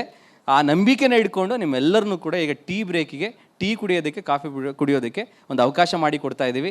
ಫಸ್ಟ್ ಪ್ರಯಾರಿಟಿ ವಾಶ್ರೂಮಿಗೆ ಕೊಡಿ. ಒಂದು 50% ಕ್ರೌಡ್ ವಾಶ್ರೂಮಿಗೆ ಹೋದರೆ ಇನ್ನೊಂದು 50% ಕ್ರೌಡ್ ಟೀ ಆರ್ ಕಾಫಿನ ತೊಗೊಳ್ಳಿ. ಫಸ್ಟ್ ಪ್ರಯಾರಿಟಿ ವಾಶ್ರೂಮ್ ಕೊಡಿ, ಯಾಕೆಂದರೆ 1.5 ಅವರ್ದಿಂದ ಕುತ್ಕೊಂಡಿದ್ದೀವಿ. ಸೊ ಬೇಕಾದ್ರೆ ಟೀ ನಾಳೆ ಕುಡಿಬೋದು ಮನೆಯಲ್ಲಿ. ಓಕೆ, ವಾಶ್ರೂಮಿಗೆ ಹೋಗಬೇಕು, ಟೀನೂ ಆಗಬೇಕು ಅಂದರೆ 40 ನಿಮಿಷ ಆಗೋಗುತ್ತೆ. ಅಷ್ಟರೊಳಗಡೆ ಕಾರ್ಯಕ್ರಮ ಶುರುವಾಗಿರುತ್ತೆ. ಇವಾಗ ಸಮಯ 11:58. ನಾವು ತುಂಬ ವ್ಯಾಲ್ಯೂ ಕೊಡುವಂಥದ್ದು ಸಮಯಕ್ಕೆ. ಸಮಯದ ಮಹತ್ವವೂ ಕೂಡ ನಿಮಗೆ ಅರ್ಥ ಆಗುತ್ತೆ ಒಂದು ಕಾರ್ಯಕ್ರಮದಲ್ಲಿ. ಸೊ ಹಾಗಾಗಿ ಈಗ 11:58 ಕರೆಕ್ಟಾಗಿ 12:20ಕ್ಕೆ ನಿಮ್ಮೆಲ್ಲರದು ಕೂಡ ಮತ್ತೆ ನಿಮ್ಮ ಹಾಜರಿ ಇರಬೇಕು. ಬರೀ ನೀವು ಒಬ್ಬರೇ ಬರಬಾರ್ದು, ನಿಮ್ಮ ಜೊತೆ ನಿಮ್ಮ ಒಳಗಡೆ ಇರುವಂಥ ಆ ಒಳ್ಳೆಯವನ್ನ ಕರ್ಕೊಂಬನ್ನಿ ಅಂತ ಹೇಳ್ತಾ, ಸೊ ಸೈಲೆನ್ಸಿಂದ ನೋಡೋಣ. ಪಿನ್ ಡ್ರಾಪ್ ಸೈಲೆನ್ಸ್, ಅದನ್ನು ಮರಿಬೇಡಿ. ಆ್ಯಕ್ಟಿವಿಟಿ ಗೊತ್ತೇ ಆಗಬಾರ್ದು. ಹಾಲಿಂದ ಹೋದ್ರ ಹಾಲಿಂದ ಬಂದ್ರ ಅಂತ ಹೇಳಿ, ಮತ್ತೆ ಹಾಲಿಂದ ಹೊರಗಡೆ ಹೋಗಿ ಟೀ ಕುಡಿದ್ರು ಬಂದ್ರ ಅಂತ ಗೊತ್ತೇ ಆಗಬಾರ್ದು. ನಿಮ್ಮ ಜೊತೆ ನೀವು ಮಾತಾಡ್ಕೊಳ್ತಾ, ನಿಮ್ಮ ಜೊತೆ ಮಾತಾಡ್ತಾನೆ ಟೀ ಕುಡಿದು ಮತ್ತೆ ಒಳಗಡೆ ಬಂದು ಕೂತ್ಕೊಳ್ಳಿ. ಇವಾಗ ಟೈಮ್ ಸ್ಟಾರ್ಟ್ ನಾವು 12:20ಕ್ಕೆ. ಎಷ್ಟು ಜನ ಇರ್ತಾರೋ ಅಷ್ಟು ಜನದಿಂದನೇ ಕಾರ್ಯಕ್ರಮ ಶುರು ಮಾಡ್ತೀವಿ. Thank you. ಈ ಗೇಮಲ್ಲಿ ಸಮಯದ ಅವಕಾಶ ಇಲ್ಲದೆ ಇರೋದ್ರಿಂದ, ಅಂದರೆ ಸಮಯ ತುಂಬ ಕಡಿಮೆ ಇರೋದ್ರಿಂದ ಇಲ್ಲಿರೋ ಪ್ಲೇಯರ್ಸ್ಗಳಿಗೆ ಮತ್ತೆ ಅವಕಾಶ ಸಿಗಲಿಲ್ಲ. ಮತ್ತೆ ಆಟ ಆಡಿದ್ದಿದ್ರೆ ಗೆಲ್ತಿದ್ರೇನೋ, ಫಸ್ಟ್ ಬರ್ತಿದ್ರೇನೋ. ಸಾರ್ನು ಒಂದು ಸಲ ಮಿಸ್ಟೇಕ್ ಮಾಡಿದ್ದೀವಿ ಅಂತೇಳಿ ಆ ಗೇಮಿಂದನೇ ಹಿಂದೆ ಹೋಗುವಂಥದ್ದು ಎಷ್ಟು ಮಟ್ಟಿಗೆ ಸರಿ? ಇಲ್ಲೇನೋ ಅವಕಾಶ ಸಿಗಲಿಲ್ಲ, ಟೈಮ್ ಇರಲಿಲ್ಲ, ಅದಕ್ಕೆ ನಾವು ಅವಕಾಶ ಕೊಡಲಿಲ್ಲ. ಬಟ್ ಜೀವನದಲ್ಲಿ ನೀವು ಎಲ್ಲಿ ಸೋತಿದ್ದೀರಾ ಅಲ್ಲಿ ಮತ್ತೇ ಗೆಲ್ಲೋದಕ್ಕೆ ನಿಮ್ಗೆಲ್ರಿಗೂ ಅವಕಾಶ ಇದೆ. ನೀವು ಮತ್ತೆ ರೀಸ್ಟಾರ್ಟ್ ಮಾಡ್ಬೋದು. ಈ ಪ್ರಯತ್ನದಲ್ಲಿ ಸೋಲಾಗಿದೆ, ಬಟ್ ನೆಕ್ಸ್ಟ್ ಪ್ರಯತ್ನದಲ್ಲಿ ಸೋಲ್ ಆಗುತ್ತೆ ಅನ್ನೋದಿಲ್ಲ. ಮತ್ತೊಂದು ಪ್ರಯತ್ನವನ್ನು ಸರಿಯಾದ ರೀತಿಯಲ್ಲಿ ಬೌನ್ಸ್ ಬ್ಯಾಕ್ ಮಾಡಿದ್ದೇ ಆಯಿತು ಅಂತ ಅಂದರೆ ಆ ಗೇಮಲ್ಲಿ ನಾವು ವಿನ್ ಆಗೇ ಆಗ್ತೀವಿ. ಅದನ್ನು ಬೌನ್ಸ್ ಬ್ಯಾಕ್ ಎಬಿಲಿಟಿ ಅಂತ ಕರಿತೀವಿ. ಜೀವನದಲ್ಲಿ ಸೋಲು ಅನ್ನುವಂಥದ್ದು ಎಲ್ಲಿದೆ ಅಂತ ಅಂದರೆ ನಿಮ್ಮ ಪ್ರಯತ್ನದಲ್ಲಿ. ಇನ್ ಕೇಸ್ ನಿಮ್ಮ ಪ್ರಯತ್ನ ಮಾಡಲಿಲ್ಲ ಅಂದರೆ ಅದು ನಿಜವಾದ ಸೋಲು ಅಂತ ಹೇಳ್ತೀವಿ. ಅದಕ್ಕೆ ಹೇಳ್ತೀವಿ ಪ್ರಯತ್ನಗಳನ್ನ ಮಾಡದೇ ಇರೋದು ಸೋಲಲ್ಲ, ಜೀವನದಲ್ಲಿ ಏನನ್ನ ಪಡ್ಕೊಳ್ಬೇಕು ಅದಕ್ಕೆ ಪ್ರಯತ್ನ ಮಾಡದೇ ಇರೋದೇ ನಿಜವಾದ ಸೋಲು ಅಂತೇಳಿ. ಸೊ ಇವತ್ತು ನೀವೇನು ಬಯಸ್ತಾ ಇದ್ದೀರಾ, ಏನಕ್ಕೋಸ್ಕರ ವರ್ಕ್ ಮಾಡ್ತಿದ್ದೀರಾ, ಏನು ಪಡ್ಕೊಳ್ಳೋದಕ್ಕೆ ಹೋಗ್ತಾ ಇದ್ದೀರಾ, ಅದಕ್ಕೆ ಪ್ರಯತ್ನವನ್ನು ನಿಲ್ಲಿಸ್ಬೇಡಿ. ಫಸ್ಟ್ ಪ್ರಯತ್ನದಲ್ಲಿ ಆಗಲಿಲ್ವಾ, ಡೋಂಟ್ ವೆರಿ, ನೆಕ್ಸ್ಟ್ ಪ್ರಯತ್ನದಲ್ಲಿ, ಅದರ ನೆಕ್ಸ್ಟ್ ಪ್ರಯತ್ನದಲ್ಲಿ, ಅದರ ನೆಕ್ಸ್ಟ್ ಪ್ರಯತ್ನದಲ್ಲಿ, ಯಾವುದೋ ಒಂದು ಪ್ರಯತ್ನದಲ್ಲಿ ನಿಮಗೆ ಸಿಕ್ಕೇ ಸಿಗುತ್ತೆ. ಇದು ಮಾವಿನ ಮರ, ಆ ಮಾವಿನ ಮರದಲ್ಲಿ ಒಂದು ಮಾವಿನ ಕಾಯಿ ಇದೆ ಅಂತ ಅಂದ್ಕೊಳ್ಳಿ. ನಿಮ್ಮ ಹತ್ರ ಸುಮಾರು ಕಲ್ಲುಗಳಿದ್ದಾವೆ ಆ ಮಾವಿನಕಾಯಿನ ಬೀಳ್ಸೋದಕ್ಕೆ. ಮೊದಲನೇ ಕಲ್ಲಲ್ಲಿ ಆಗದೆ ಇರ್ಬೋದು ಮಾವಿನ ಕಾಯಿನ ಬೀಳ್ಸೋದಕ್ಕೆ, ಎರಡನೇ ಕಲ್ಲಲ್ಲಿ ಆಗದೆ ಇರ್ಬೋದು, ಮೂರನೇ ಕಲ್ಲಲ್ಲಿ ಆಗದೆ ಇರ್ಬೋದು. ಒಂದರ್ಥ ಮಾಡ್ಕೊಳ್ಳಿ, ನಿಮಗೆ ತುಂಬ ಸಮಯ ತಗೊಳ್ತಾ ಇದೆ ಆ ಮಾವಿನ ಕಾಯಿನ ಬೀಳ್ಸೋದಕ್ಕೆ ಅಂತ ಅಂದರೆ ಆ ಒಂದು ಕೆಲಸದಲ್ಲಿ ನೀವಿನ್ನೂ ಬಿಗಿನರ್ ಅಂತ ಅರ್ಥ ಮಾಡ್ಕೋಬೇಕು. ನೀವು ಇವಾಗ ಶುರು ಮಾಡಿದ್ದೀರಾ ಅದರಲ್ಲಿ ಜರ್ನಿ, ನೀವಿನ್ನೂ ಅದ್ರಲ್ಲಿ ಕಲಿತಾ ಇದ್ದೀರಾ, ಇನ್ನೂ ಕಲಿಕಾ ಹಂತದಲ್ಲಿದ್ದೀರಾ. ಕಲಿಕಾ ಹಂತದಲ್ಲಿ ನೀವು ರಿಸಲ್ಟ್ನ ಎಕ್ಸ್ಪೆಕ್ಟ್ ಮಾಡೋಂಗಿಲ್ಲ ಅನ್ನೋದನ್ನು ನೀವು ನೆನಪಲ್ಲಿ ಇಟ್ಕೊಳ್ಬೇಕು. ಕಲಿಕೆ ಟೈಮಲ್ಲೇ ಅದ್ರ ಬಗ್ಗೆ ಗೊತ್ತಿಲ್ಲದೇ ನೀವು ರಿಸಲ್ಟ್ನ ಎಕ್ಸ್ಪೆಕ್ಟ್ ಮಾಡೋದು ಮುಟ್ಟಾಳ್ತನ ಅಂತ ಕರಿತೀವಿ. ಸೊ ನಾನು ಅಂದ್ಕೊಳ್ಬೇಕು, ಇನ್ನು ನಾನು ಕಲಿಯೋದಕ್ಕೆ ಅವಕಾಶ ಇದೆ, ಕಲಿಯೋದಕ್ಕೆ ನಾನು ಪ್ರಯತ್ನ ಮಾಡಬೇಕು, ಅತಿ ಹೆಚ್ಚು ಕಲ್ಲು ಎಷ್ಟಷ್ಟು ನಾನು ಕಲಿತೀನಿ. ಯಾವುದೋ ಒಂದು ಕಲ್ಲಲ್ಲಿ ನಿಮಗೆ ಮಾವಿನ ಹಣ್ಣು ಬೀಳುತ್ತೆ, ಅವಾಗ ನಿಮ್ಗೆ ಗೊತ್ತಾಗುತ್ತೆ ಈ ಒಂದು ಆ್ಯಂಗಲಲ್ಲಿ, ಈ ಒಂದು ಸ್ಪೀಡಲ್ಲಿ ನಾವು ಕಲ್ಲು ಎಸೆದ್ರೆ ಮಾವಿನಕಾಯಿ ಬೀಳುತ್ತೆ ಅಂತೇಳಿ. ಆವಾಗ ನೀವು ಪ್ರತಿ ಪ್ರಯತ್ನದಲ್ಲೂ ಗೆಲ್ತೀರಾ, ಪ್ರತಿ ಪ್ರಯತ್ನದಲ್ಲೂ ಗೆಲ್ತೀರಾ. 100ನೇ ಪ್ರಯತ್ನದವರೆಗೂ ನಿಮಗೆ ರಿಸಲ್ಟ್ ಸಿಗದೆ ಇರ್ಬೋದು. 101ನೇ ಪ್ರಯತ್ನ ಏನಿದೆ, 101 ಪ್ರಯತ್ನದಲ್ಲಿ ನಿಮಗೆ ರಿಸಲ್ಟ್ ಸಿಕ್ಕಿದ್ರೆ ಫಸ್ಟ್ ಸಕ್ಸಸ್ಸಿಗೆ 100 ಸಲ ಪ್ರಯತ್ನ ತೊಗೊಂಡಿದ್ದೀರಾ ನೀವು. ಮತ್ತು ಇನ್ನೊಂದು ಸಲ ರಿಸಲ್ಟ್ ಸಿಗೋದಕ್ಕೆ ಮತ್ತೆ 2 ಸಲ ಅಟೆಂಪ್ಟ್ ಮಾಡಿದ್ರೆ ಸಾಕು. 104ನೇ ಸಲಕ್ಕೆ ಮತ್ತೊಂದು ಸಲ ರಿಸಲ್ಟ್ ಸಿಗುತ್ತೆ, 106ನೇ ಸಲಕ್ಕೆ ಇನ್ನೊಂದು ಸಲ ರಿಸಲ್ಟ್ ಸಿಗುತ್ತೆ. ಮತ್ತು ನಿಮಗೆ ಕಷ್ಟ ಆಗಲ್ಲ ರಿಸಲ್ಟ್ ಸಿಗೋದಕ್ಕೆ, ಯಾಕೆಂದರೆ ನೀವು ಮಾಸ್ಟರ್ ಆಗಿರ್ತೀರ, ಎಕ್ಸ್ಪರ್ಟ್ ಆಗಿರ್ತೀರ. ಸೊ ಇದು ಒಂದಾದರೆ, ಇನ್ನೊಂದು ವೆರಿ ಇಂಪಾರ್ಟೆಂಟ್, ನಮ್ಮ ಕನಸು ಏನಾಗಿತ್ತು, ಆ ಟೀಮ್ 100 ಅನ್ನೋ ಒಂದು ನಂಬರ್ನ ಟಚ್ ಮಾಡಿದ್ರೆ ನಾವೆಲ್ಲರೂ ಸಕ್ಸಸ್ ಆದಾಗೆ ಅನ್ನೋಂಗಿತ್ತು. ಸೊ ಆ್ಯಕ್ಚುಲಿ ಈ ಗೇಮಲ್ಲಿ ನಿಮಗೆ ಅದು ಫೀಲ್ ಆಯಿತು ಇಲ್ಲೋ ಗೊತ್ತಿಲ್ಲ, ಎಲ್ಲರೂ ಭಾಗವಹಿಸಿದಾಗ, ನಾವು 40 ಜನ 50 ಜನ ವರ್ಕ್ಶಾಪಲ್ಲಿ ಇರುವಾಗ ಮಾಡುವಾಗ ಇದು ಫೀಲ್ ಆಗುತ್ತೆ ಎಲ್ರಿಗೂ ಕೂಡ. ಎಲ್ಲರೂ ಭಾಗವಹಿಸಿದಾಗ ಒಬ್ಬೊಬ್ಬರೇ ಔಟಾಗಿ ತಮ್ಮ ಜಾಗದಲ್ಲಿ ಕುಳಿತುಕೊಳ್ತಾ ಹೋಗ್ತಾರೆ. ಎಲ್ಲರೂ ಗೊತ್ತಿರುವಂಥ ಕಮ್ಯುನಿಟಿ ಆದಾಗ, 50 ಜನಕ್ಕೆ 50 ಜನರು ಗೊತ್ತಿದ್ದಾಗ, ನಾವು ಒಂದು ಸಲ ಸೋತು ಆ ಜಾಗದಲ್ಲಿ ಕುಳಿತುಕೊಂಡಾಗ ನಮ್ಮ ಮನಸ್ಸು ಆ ಡ್ರೀಮ್ನೇ ಮರ್ತು ಬಿಡುತ್ತೆ. 100 ಅನ್ನೋ ನಂಬರ್ನ ರೀಚ್ ಆಗಬೇಕು, ಇದು ನಮ್ಮ ಟೀಮ್ ಸಕ್ಸಸ್ಸು. ಅದನ್ನ ಬಿಟ್ಟು ನಾವೇನು ಬಯಸ್ತೀವಿ ಅಂದರೆ, ನಮಗೆ ಯಾರು ಗೊತ್ತಿರೋರು ಔಟ್ ಆಗಲಿ ಅಂತ ಕಾಯ್ತಿರ್ತೀವಿ. ಇವನು ಔಟ್ ಆಗಬೇಕು, ಇವನು ನಂಬರ್ ಕರೆಕ್ಟಾಗಿ ಹೇಳ್ಬಾರ್ದು. ಅವನು ಔಟ್ ಆಯಿತು ಅಂದರೆ ನಗ್ತೀವಿ ನಾವು. ಗೆಲ್ಲಬೇಕು ಅಂತ ಬಯಸ್ತಾ ಇಲ್ಲ, ಉದ್ದೇಶ ಏನಕ್ಕೆ ಶುರುವಾಯಿತು ಅನ್ನೋದು ನಾವು ಮರ್ತಿದ್ದೀವಿ. ನಾನು ಔಟ್ ಆದ್ನಾ, ಇಡೀ ಪ್ರಪಂಚದಲ್ಲಿರೋರಲ್ಲಿ ಔಟ್ ಆಗಬೇಕು ಅಷ್ಟೇ. ನಾನು ಬೆಳೀತಿಲ್ವ, ಇರೋರು ಯಾರೂ ಬೆಳೀಬಾರ್ದು, ನಾನು ಬೆಳೆದ್ರೆ ಎಲ್ಲರೂ ಬೆಳೀಲಿ, ಪ್ರಾಬ್ಲಮ್ ಇಲ್ಲ. ಬಟ್ ನನಗಿಂತ ಮುಂದೆ ಯಾರು ಬರಬಾರ್ದು. ಈ ಮನಸ್ಥಿತಿ ನೆಗೆಟಿವ್ ಆ್ಯಟಿಟ್ಯೂಡ್ ಮನಸ್ಥಿತಿ ಅಂತ ಕರಿತೀವಿ. ಇದು ಎಲ್ಲಿವರೆಗೂ ಇರುತ್ತೋ, ಎಲ್ಲಿವರೆಗೂ ಯಾರ ಹತ್ರ ಇರುತ್ತೋ ಅವ್ರು ಯಾವುದೇ ಕಾರಣಕ್ಕೂ ಜೀವನದಲ್ಲಿ ಮುಂದೆ ಬರೋದಕ್ಕಾಗಲ್ಲ. ಒಂದು ಪಕ್ಷ ನಾವು ಮುಂದೆ ಬರಿತೀವೋ ಇಲ್ಲೋ ಇಂಪಾರ್ಟೆಂಟ್ ಅಲ್ಲ ಸ್ನೇಹಿತರೆ, ಬಟ್ ಇನ್ನೊಬ್ರಿಗೆ ನಾವು ಕೆಟ್ಟದನ್ನು ಬಯಸಬಾರ್ದು. ಆ ಒಳ್ಳೆ ಮನಸ್ಥಿತಿ ಇವತ್ತಲ್ಲಿ ನಾವು ನಾಳೆ ಗೆಲ್ತೀವಿ. ಬಟ್ ಇನ್ನೊಬ್ರಿಗೆ ಕೆಟ್ಟದನ್ನು ಬಯಸ್ತಾ, ಇನ್ನೊಬ್ರು ಸೋಲಿ ಅಂತ ನೀವು ಮನಸ್ಥಿತಿ ಇಟ್ಕೊಂಡ್ರೆ, ಇನ್ನೊಬ್ರನ್ನ ಕಾಲಿಡಿಯೋ ಕೆಲಸ ನೀವು ಮಾಡ್ತಾ ಇದ್ರೆ, I am very very sorry, ನೀವು ಯಾವತ್ತೂ ಕೂಡ ಅವ್ರಿಗಿಂತ ಮುಂದೆ ಬರೋದಕ್ಕೆ ಆಗಲ್ಲ. ಯಾಕೆಂದ್ರೆ ಅವ್ರ ಕಾಲು ಕೆಳಗಡೆ ನೀವು ಇರ್ತೀರಾ. ನಾವು ಇನ್ನೊಬ್ರು ಕಾಲು ಎಳಿತಾ ಅವ್ರ ಕಾಲು ಕೆಳಗಡೆ ಇದ್ದೀವಿ, ಅವ್ರಿಗಿಂತ ಮುಂದೆ ಹೆಂಗೆ ಬರೋಕ್ಕಾಗುತ್ತೆ ನಾವು? ಇವತ್ತು ನಿಮ್ಮ ಕಾಲು ಎಳಿತಿರೋರ ಬಗ್ಗೆನೂ ನೀವು ಆ ರೀತಿ ಯೋಚನೆ ಮಾಡಬೇಕು. ಡೋಂಟ್ ವರಿ, ಅವ್ರು ನಿಮ್ಮ ಕಾಲು ಕೆಳಗಡೆ ಇದ್ದಾರೆ. ಕಾಲು ಎಳೆಯೋರು ಯಾವತ್ತೂ ಕೂಡ ನಿಮ್ಮ ಕಾಲು ಕೆಳಗಡೆ ಇರ್ತಾರೆ, ಅವ್ರ ಬಗ್ಗೆ ತಲೆ ಕೆಡಿಸ್ಕೊಳ್ಬೇಡಿ.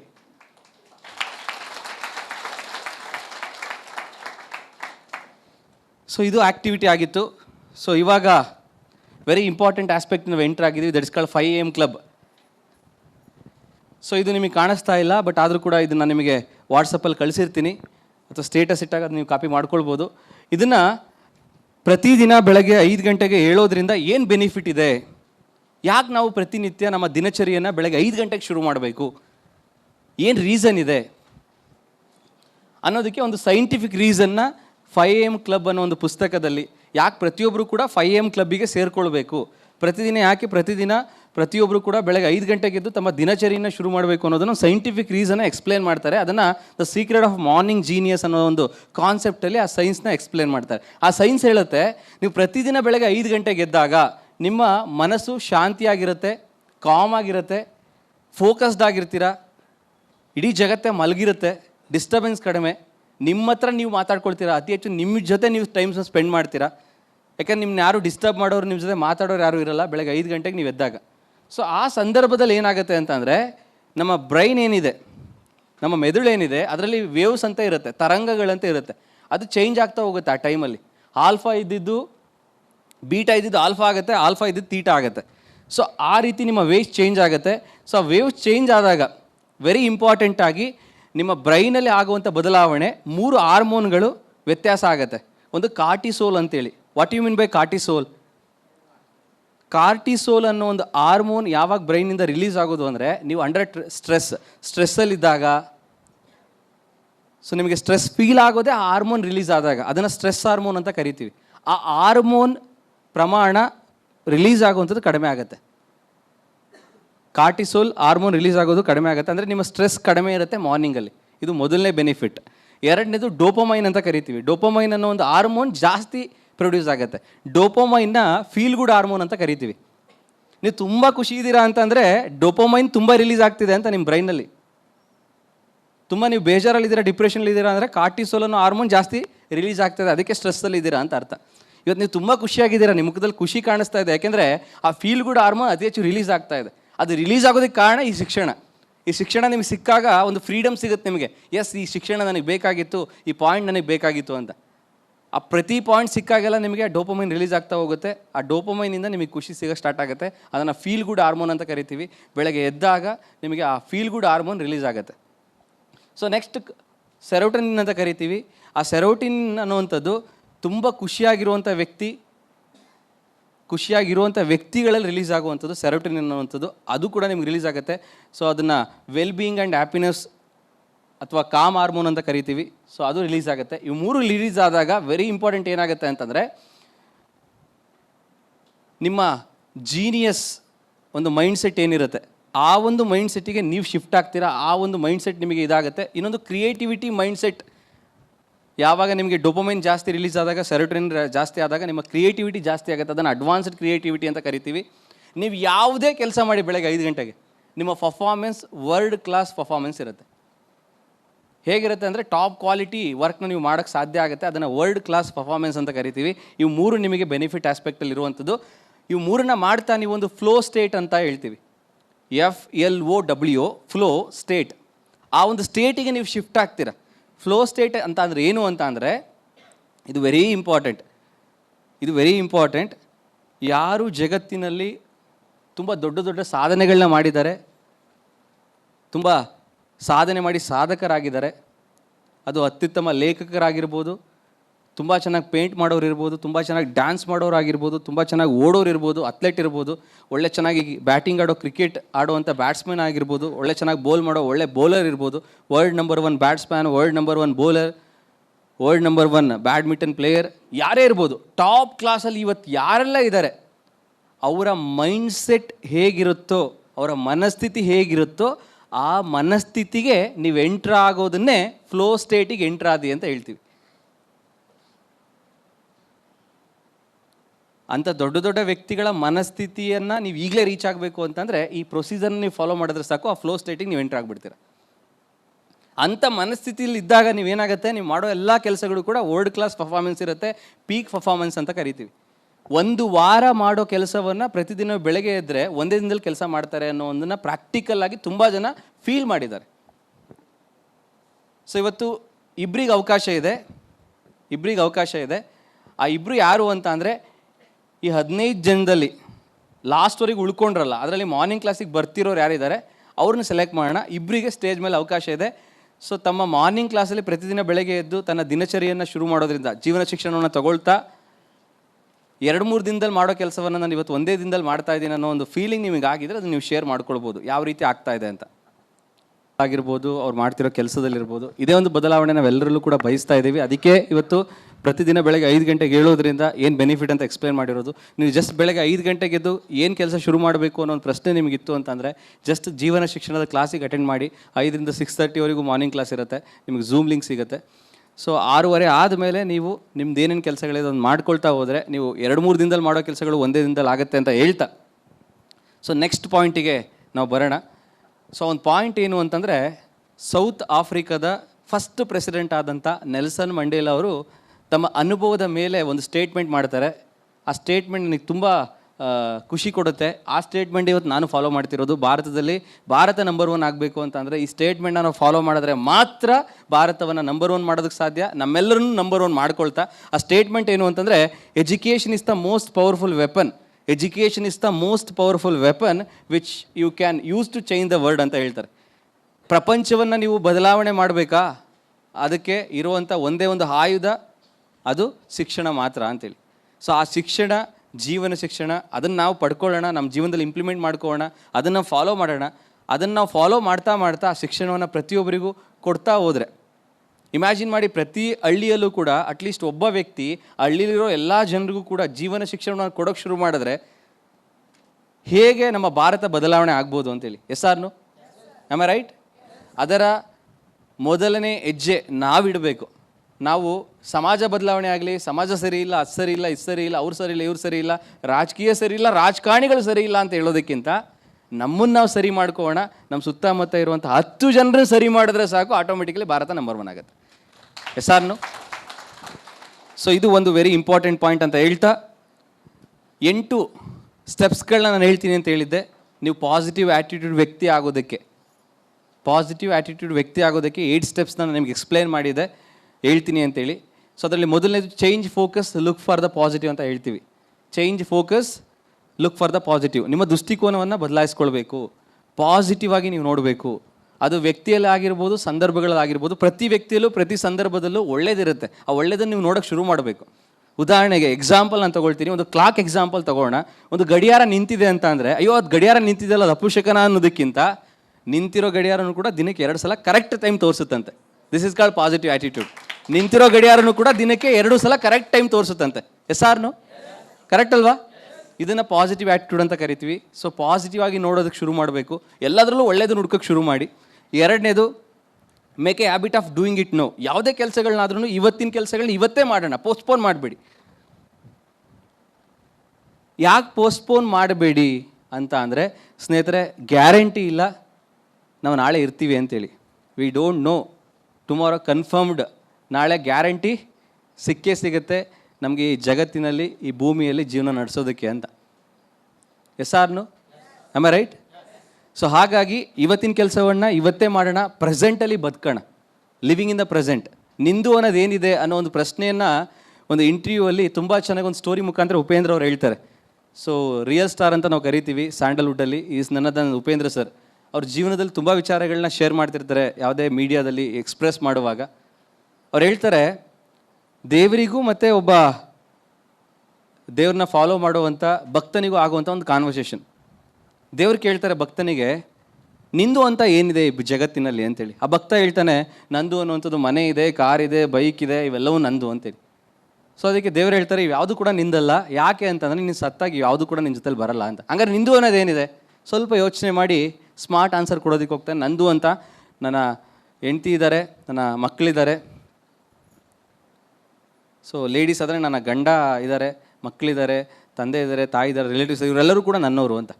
ಇವರೆಲ್ಲರೂ ಕೂಡ ನಿನ್ನ ಮಣ್ಣು ಮಾಡೋವರೆಗೂ ಬರ್ತಾರೆ, ಬಟ್ ಸಮಾಧಿ ಒಳಗಡೆ ಅವ್ರು ಯಾರು ಕೂಡ ಬರಲ್ಲ. ಎಸ್ ಆರ್ನು? ಸೊ ಇದು ಕೂಡ ನಿಂದಲ್ಲ ಅಂತ. ಇದೊಳ್ಳೆ ಕಥೆ ಆಯ್ತಲ್ಲ ಅಂತೇಳಿ ಇನ್ನೂ ಸ್ವಲ್ಪ ಡಿಗ್ ಮಾಡೋಕ್ಕೆ ಶುರು ಮಾಡ್ತಾರೆ ಆನ್ಸರ್ನ. ಅವಾಗ ಹೇಳ್ತಾರೆ, ಓ ನಂದು ಅನ್ನುವಂಥದ್ದು ನನ್ನ ದೇಹ, ಇದು ನಂದು ಅಂತೇಳಿ. ಯಾಕೆಂದ್ರೆ ಸಮಾಧಿ ಒಳಗಡೆ ನಂದು ಬರುತ್ತಲ್ಲ, ಇದು ಕೂಡ ನಿಂದಲ್ಲ. ಯಾಕೆ ಅಂತಂದರೆ ನೀನು ಸತ್ತಾದ್ಮೇಲೆ ನಿನ್ನ ಆತ್ಮನೇ ಬೇರೆ ಆಗುತ್ತೆ, ನಿನ್ನ ದೇಹನೇ ಬೇರೆ ಆಗುತ್ತೆ, ದೇಹದಲ್ಲಿ ಏನೂ ಇರೋಲ್ಲ, ಆ ಎನರ್ಜಿನೇ ಬೇರೆ ಆಗುತ್ತೆ ಅಂತ. ಸೊ ಅವಾಗ ಇನ್ನೂ ಸ್ವಲ್ಪ ಯೋಚನೆ ಮಾಡಿ ನೀವೇ ಉತ್ತರ ಕೊಟ್ರಲ್ಲ, ಸೊ ಆತ್ಮ ಬೇರೆ ಆಗುತ್ತೆ, ದೇಹ ಬೇರೆ ಆಗುತ್ತೆ ಅಂತ. ಸೊ ಆತ್ಮ ಅನ್ನೋದು ನಂದು ಅನ್ಸುತ್ತೆ ಮೋಸ್ಟ್ಲಿ ಅಂತ ಆನ್ಸರ್ ಕೊಟ್ಟಾಗ, ಆತ್ಮನೂ ಕೂಡ ನಿಂದಲ್ಲ, ಆತ್ಮ ಪರಮಾತ್ಮಂದು ಅಂತೇಳಿ. ಅಂದರೆ ಎನರ್ಜಿ ಯೂನಿವರ್ಸಲ್ ಎನರ್ಜಿಗೆ ಡೈಲ್ಯೂಟ್ ಆಗುತ್ತೆ, ಸೊ ಅದು ನಿಂದಲ್ಲ ಅಂತ. ಹಾಗಾದ್ರೆ ನಿಂದು ಅನ್ನೋದೇನಿದೆ? ಆ ಪ್ರಶ್ನೆ ತುಂಬ ಗಾಢವಾಗಿ ಯೋಚನೆ ಮಾಡುವಂಥ ಪ್ರಶ್ನೆ ಆಗಿಬಿಡುತ್ತೆ ಆ ವ್ಯಕ್ತಿಗೆ. ಎಷ್ಟೇ ಸರ್ಚ್ ಮಾಡಿದ್ರೂ ಆನ್ಸರ್ ಸಿಗಲ್ಲ. ಎಲ್ಲದಕ್ಕೂ ಆನ್ಸರ್ ಕೊಡೋ ದೇವರೇ ಇರುವಾಗ ದೇವ್ರನ್ನೇ ಕೇಳಬೇಡ ಅಂತೇಳಿ, ನನಗೆ ಗೊತ್ತಿಲ್ಲ ನೀವೇ ಹೇಳ್ಬಿಡಿ ಅಂತೇಳಿ ದೇವ್ರನ್ನೇ ಕೇಳ್ತಾರೆ. ಅವಾಗ ದೇವ್ರು ಹೇಳ್ತಾರೆ, ಮನುಜ, ನಿಂದು ಅಂತ ಏನಾದರೂ ನಾನೇನಾದ್ರು ನಿನಗೆ ಗಿಫ್ಟ್ ಅಂತ ಕೊಟ್ಟಿದ್ದೀನಿ ಈ ಜಗತ್ತಿನಲ್ಲಿ, ಈ ಭೂಮಿಯಲ್ಲಿ ಅಂತ ಅಂದರೆ ಅದು ಈ ಕ್ಷಣ, ಈ ಮೂಮೆಂಟು, ಇದೇ ನಿಜ, ಇದೇ ಸತ್ಯ. ಇದನ್ನು ಯಾರು ಆರಾಧಿಸ್ತಾರೆ, ಇದನ್ನು ಯಾರು ಪೂಜಿಸ್ತಾರೆ, ಅವರೇ ಜೀವನದಲ್ಲಿ ಒಬ್ಬ ಅತ್ಯುತ್ತಮ ವ್ಯಕ್ತಿ ಆಗೋದಕ್ಕೆ ಸಾಧ್ಯ ಅಂತೇಳಿ. ಈ ಕ್ಷಣ ಅನ್ನೋದು ನಮ್ಮದು ಅಂತ. ಆಗೋಗಿರೋದು, ಆಗಬೇಕಿರೋದು ಏನೇ ಮಾಡಿದ್ರು ನಿಮಗೆ ಸಿಗಲ್ಲ ಈಗಿನ ಮೂಮೆಂಟಲ್ಲಿ. ಸಿಗುತ್ತಾ? ನಾಳೆಗೆ ನಾವು ಹೋಗಬೇಕು ಅಂದರೆ ಸಾಧ್ಯನೇ? ಇವತ್ತು ನೆನ್ನೆಗೆ ಹೋಗಬೇಕು ಅಂದರೆ ಸಾಧ್ಯನಾ? ಇವತ್ತು ನಿಮ್ಮ ಹತ್ರ ಇರೋದು ಯಾವುದು? ಈ ಕ್ಷಣ ಮಾತ್ರ, ಈ ಮೂಮೆಂಟ್ ಮಾತ್ರ. ಅದಕ್ಕೆ ಪ್ರೆಸೆಂಟಲ್ಲಿರಿ, ಪ್ರೆಸೆಂಟಲ್ಲಿ ಬದುಕಿ, ಪ್ರೆಸೆಂಟ್ ಮೂಮೆಂಟ್ನ ಎಂಜಾಯ್ ಮಾಡಿ. ನಾಳೆ ಏನಾಗುತ್ತೋ ಅನ್ನೋ ಭಯದಲ್ಲಿ ಬದುಕಬೇಡಿ, ಆಲ್ರೆಡಿ ಆಗೋಗಿತ್ತಲ್ಲ ಅಂತೇಳಿ ಬೇಜಾರಲ್ಲಿ ಬದುಕಬೇಡಿ. ಈ ಕ್ಷಣ ನಿಮ್ಮ ಹತ್ರ ಇದೆಯಲ್ಲ, ಗೊತ್ತಿಲ್ಲ ನೆಕ್ಸ್ಟ್ ಮೂಮೆಂಟ್ ಇರ್ತೀವೋ ಇಲ್ವೋ ಅಂತೇಳಿ. We don't know. ಗೊತ್ತಿದೆಯಾ? ತುಂಬ ಜನ ಬೇಜಾರಲ್ಲಿ ಜೀವನ ನಡೆಸ್ತಿರ್ತಾರೆ. ಸರ್ ನಾನು ಸೋತ್ಬಿಟ್ಟೆ ಸರ್, ನಾನು ಗೆಲ್ಲಕ್ಕಾಗಲಿಲ್ಲ ಸರ್, ನನ್ನ ಕೈಲಿ ಏನೂ ಮಾಡೋಕ್ಕಾಗಲ್ಲ ಸರ್, ನನ್ನ ಜೀವನನ ಕಳ್ಕೊಳ್ತೀನಿ ಸರ್, ಆತ್ಮಹತ್ಯೆ ಮಾಡ್ಕೊಳ್ತೀನಿ ಸರ್ ಅಂತೇಳಿ. ಅಯ್ಯೋ ಮುಟ್ಟಾಳ, ನೀನು ಹುಟ್ಟುವಾಗಲೇ ಗೆದ್ದು ಸಾಧಕನಾಗಿ ಬಂದಿದೆಯಾ ಅಂತ ಹೇಳ್ತೀವಿ ನಾವು. ನಾವು ಹುಟ್ಟಿರೋದೇ ಸಾಧಕನಾಗಿ ಹುಟ್ಟಿರುವಂಥದ್ದು, ಸಾಧಕರಾಗಿ ಹುಟ್ಟಿದ್ದೀವಿ. ಎಷ್ಟೋ ಜನಕ್ಕೆ ಪ್ರಶ್ನೆ ಆಗುತ್ತೆ, ಹುಟ್ಟುವಾಗ ನಾವು ಸಾಧಕರಾಗಿ ಹುಟ್ಟಿದ್ದೀವ ಅಂತ. ಸ್ನೇಹಿತರೆ, ನೀವು ಹುಟ್ಟೋ ಆಗ್ಲೇ 25 ಕೋಟಿ ಜನರನ್ನ ಸೋಲಿಸಿ ಗೆದ್ದಿರೋದು, ಗೊತ್ತಾ ನಿಮ್ಗದು ಸೈನ್ಸ್? ಆ ಸೈನ್ಸ್ನ ನಿಮ್ಗೆ ಎಕ್ಸ್ಪ್ಲೇನ್ ಮಾಡ್ತೀನಿ. ಅದನ್ನು ರೇಸ್ ಅಂತ ಕರಿತೀವಿ, ರೇಸ್ ಆಫ್ ಲೈಫ್ ಅಂತ ಕರಿತೀವಿ. ಒಂದು ಸೈನ್ಸ್ ಇದೆ, ಒಂದು ಮಗು ಹೇಗೆ ಜನಿಸೋದು ಅಂತೇಳಿ. ಒಂದು ಗಂಡಿನಂತ ಬಂದಂಥ ವೀರ್ಯಾಣು ಏನಿದೆ ಅದು ಹೆಣ್ಣಿನ ಅಂಡಾಣುಗೆ, ಅಂದರೆ ಸ್ಪರ್ಮ್ ಅಂತ ಕರಿತೀವಿ ಕನ್ನಡದ. ಇಂಗ್ಲೀಷಲ್ಲಿ ಗಂಡಿನಿಂದ ಬರುವಂಥ ಸ್ಪರ್ಮು ಹೆಣ್ಣಲ್ಲಿರುವಂಥ ಒಂದು ಅಂಡಾಣು, ಎಗ್ ಅಂತ ಏನು ಕರಿತೀವಿ, ಅದಕ್ಕೆ ರೀಚ್ ಆಗತ್ತೆ. ಸೊ ಗಂಡಿನಂತ ಬಂದಂಥ ಸ್ಪರ್ಮಲ್ಲಿ ಎಷ್ಟು ಕ್ವಾಂಟಿಟಿ ಇರುತ್ತೆ ಅಂದರೆ 25 ಕೋಟಿ ಜನರು ಜನಿಸೋದಕ್ಕೆ ಸಾಧ್ಯತೆ ಆಗುತ್ತೆ. ಅಷ್ಟು ಕ್ವಾಂಟಿಟಿ ಇರೋ ಸ್ಪರ್ಮ್ ರಿಲೀಸ್ ಆಗುತ್ತೆ ಗಂಡಿನಿಂದ. ಬಟ್ ಆ 25 ಕೋಟಿ ಜನರು ಪ್ರೊಡ್ಯೂಸ್ ಆಗುವಂಥ ಒಂದು ಶಕ್ತಿ ಏನಿರುತ್ತಲ್ಲ, ಆ ಶಕ್ತಿ ಒಳಗಡೆ ಸಕ್ಸಸ್ ಆಗೋದು ಒಬ್ಬರೇ.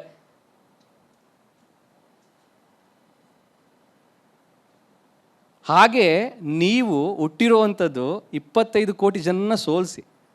ಆ ರೇಸ್ ಹೇಗಿರುತ್ತೆ ನೋಡೋಕೆ ರೆಡಿ ಇದ್ದೀರಾ? Are you ready? ನಿಮ್ಮ ರೇಸಲ್ಲಿ ಹೆಂಗೆ ನೀವು ಗೆದ್ದು ಬಂದ್ರಿ ಅಂತೇಳಿ. ಸೊ ಒಂದು ವಿಡಿಯೋ ಇದೆ, ರೇಸ್ ಆಫ್ ಲೈಫ್ ಅಂತೇಳಿ. ಅದನ್ನು ಕಾಮಿಡಿ ರೂಪದಲ್ಲಿ ಒಂದು ಆ್ಯನಿಮೇಟೆಡ್ ವಿಡಿಯೋ ಮಾಡಿದ್ದಾರೆ. So I request Prateek sir ಆ ಒಂದು ವಿಡಿಯೋನ ಪ್ಲೇ ಮಾಡಬೇಕು ಅಂತೇಳಿ. ಸೊ ಹಾಗೆ ನಮ್ಮ ಟೀಮಲ್ಲಿ ಸೊ ಜೋರ ಚಪ್ಪಾಳೆ ಗಣಪತಿ ಸರಿ ಕೊಡಬೇಕು, ಯಾಕೆಂತಂದರೆ ಅಲ್ಲಿಂದನೇ ಕುಳಿತುಕೊಂಡು ನಮಗೆ ಹೇಗೆ ವಿಡಿಯೋನ ಕೊಡಬೇಕು ಆ ಒಂದು ಆಸ್ಪೆಕ್ಟಲ್ಲಿ ಕೊಡೋದಕ್ಕೆ ರೆಡಿಯಾಗಿದ್ದಾರೆ. ಹಾಗೆ ಸಿನಿಮ್ಯಾಟಿಕ್ ಆಸ್ಪೆಕ್ಟಲ್ಲಿ ರೀಲ್ ಥರ ತೋರಿಸಿದ್ದಾರೆ. ನಿಮ್ಗಲ್ಲಿ IQ ಟೆಸ್ಟ್ ಥರ ಆ ಟೆಸ್ಟ್ ಈ ಟೆಸ್ಟ್ ಅಂತ ಇರೋದಿಲ್ಲ. ಅಲ್ಲಿ ಏನಾಗುತ್ತೆ, ಆ ಸ್ಪರ್ಮ್ಗಳು ಏನು 25 crores, ಮೋರ್ ದೆನ್ 250 million ಅಂತ ಕರಿತೀವಿ, more than 250 million sperms travel ಮಾಡುವಾಗ ಎಷ್ಟೋ ಸ್ಪರ್ಮ್ಗಳಿಗೆ ಅಷ್ಟು ಶಕ್ತಿ ಇರಲ್ಲ ತುಂಬ ಟ್ರಾವೆಲ್ ಮಾಡುವಷ್ಟು. ಸೊ ಒಂದಿಷ್ಟು ಅಲ್ಲಿ ಫಿಲ್ಟರ್ ಆಗುತ್ತೆ.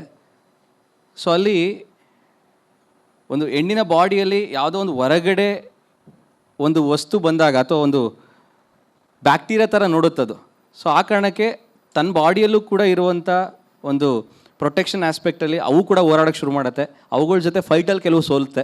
ಸೊ ಈ ರೀತಿ ತುಂಬ ಒಳಗಡೆ ನಡೆಯುವಂಥ ಒಂದು ಗೇಮಲ್ಲಿ, ಯುದ್ಧದಲ್ಲಿ ಕೊನೆಗೆ ವಿನ್ ಆಗೋದು ಒಂದೇ. ಸೊ ಒಂದು ಸಲ ಎಗ್ ಒಳಗಡೆ ಒಂದು ಸ್ಪರ್ಮ್ ಹೋಯಿತು ಅಂತಂದರೆ ಇನ್ನು ಯಾವ ಸ್ಪರ್ಮ್ಗಳು ಅಲ್ಲಿ ಎಂಟ್ರ್ ಆಗೋದಕ್ಕಾಗಲ್ಲ. ಸೊ ಹಾಗೆ ಆ ಸ್ಪರ್ಮ್ ಒಂದು ಎಗ್ ಒಳಗಡೆ ಹೋದ್ಮೇಲೆ ರಚನೆ ಆದಂಥ ಒಂದು ಮಗು, ಆ ಮಗು ಇವತ್ತೇನಾಗಿ ಕೂತಿದ್ದೀವಿ ಆ ಒಂದು ಸ್ಟೇಜಿಂದ ಇಲ್ಲಿಗೆ ರೀಚ್ ಆಗಿರೋದು ನಾವು. ನಿಮ್ಮ ಜೊತೆ ಏನು 25 ಕೋಟಿಗಿಂತ ಹೆಚ್ಚು ಸ್ಪರ್ಮ್ಗಳು ರೇಸಲ್ಲಿ ಇದ್ವಲ್ಲ, ಬೈ ಮಿಸ್ಸಾಗಿ ನೀವು ಅಲ್ಲಿ ಸೋತಿದ್ದಿದ್ರೆ ಇವತ್ತು ನೀವು ಏನಾಗಿದ್ದೀರಾ ಅದು ಆಗ್ತಿರ್ಲಿಲ್ಲ, ಇಲ್ಲಿ ಕುಳಿತುಕೊಳ್ಳೋಕೆ ಆಗ್ತಿರ್ಲಿಲ್ಲ. ಅಂಥ ಒಂದು ದೊಡ್ಡ ರೇಸ್ನೇ ಗೆದ್ದಿದ್ದೀವಿ ಅಂತ ಅಂದರೆ ಆಫ್ಟರ್ ಆಲ್ ಈ ಸಣ್ಣ ಪುಟ್ಟ ಸವಾಲುಗಳು ಕಷ್ಟಗಳು ಏನೇನೂ ಅಲ್ಲ ಸ್ನೇಹಿತರೆ.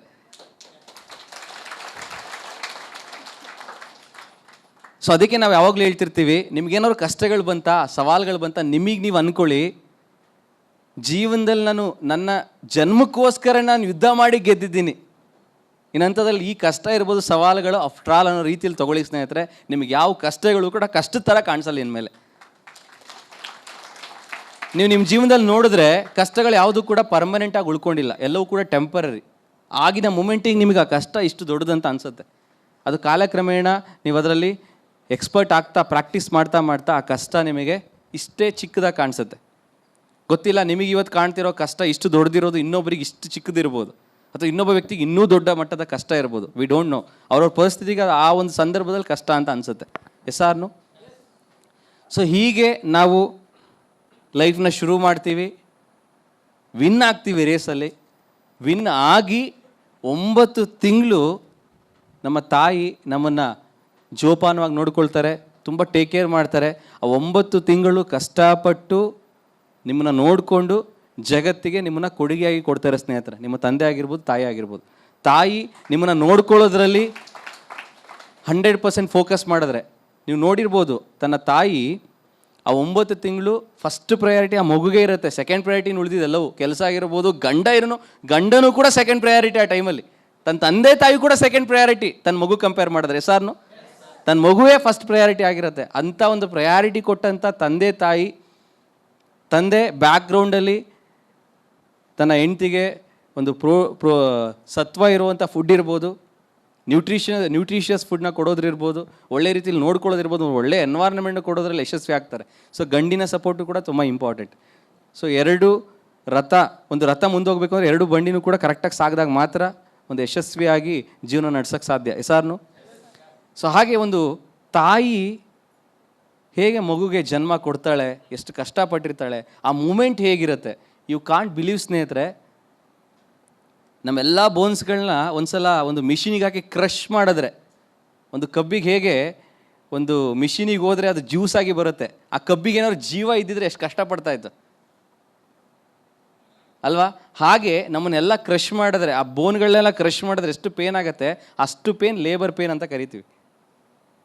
ಆ ಮಗು ಹೊರಗಡೆ ಬರುವಾಗ ಆ ಪೇನ್ ಇರುತ್ತಲ್ಲ, ಆ ಪೇನ್ ಅನುಭವಿಸರಿಗೆ ಗೊತ್ತು ಅಂತ ಹೇಳ್ತಿರ್ತೀವಿ.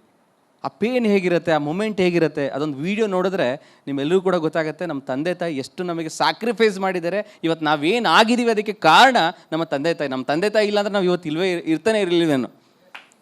ಎಸಾರ್ನು?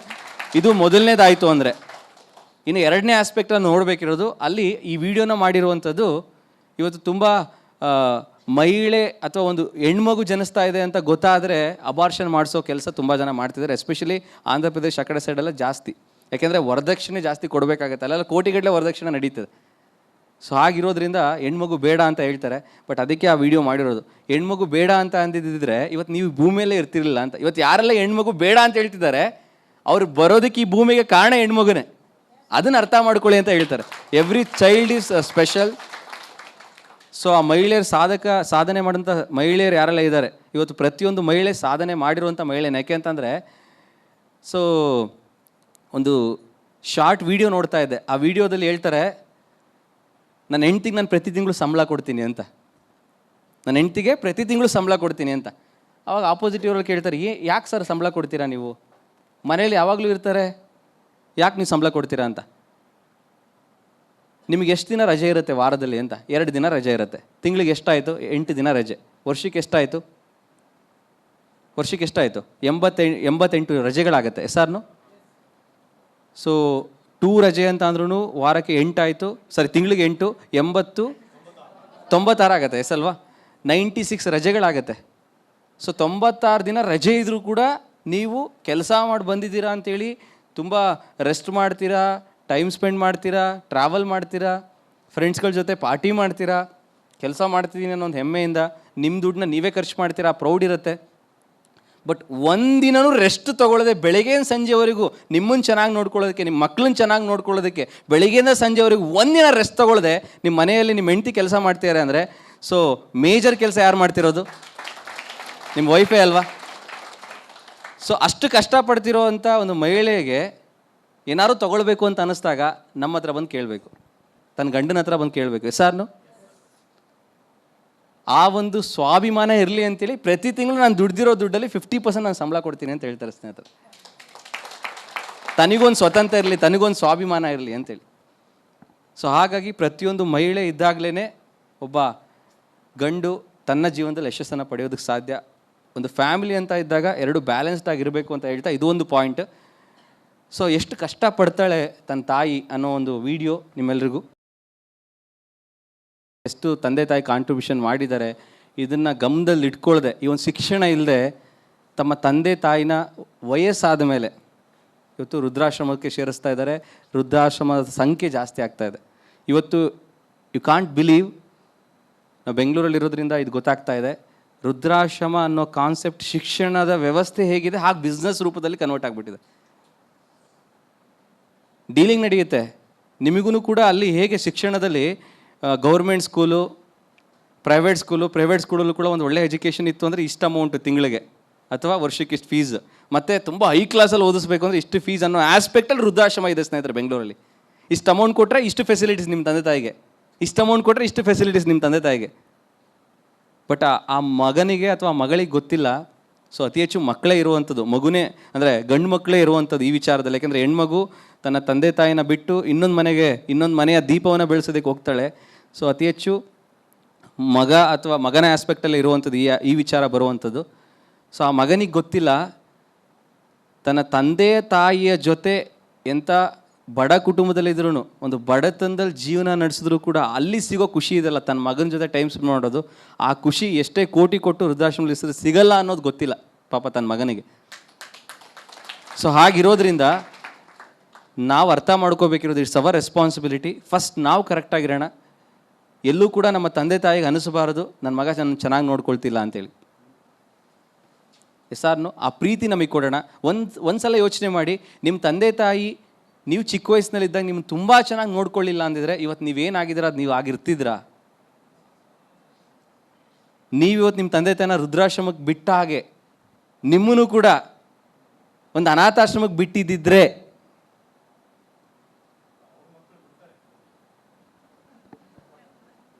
ಎಸ್, ವೆರಿ ಗುಡ್ ಪಾಯಿಂಟ್ ಹೇಳಿದ್ರು.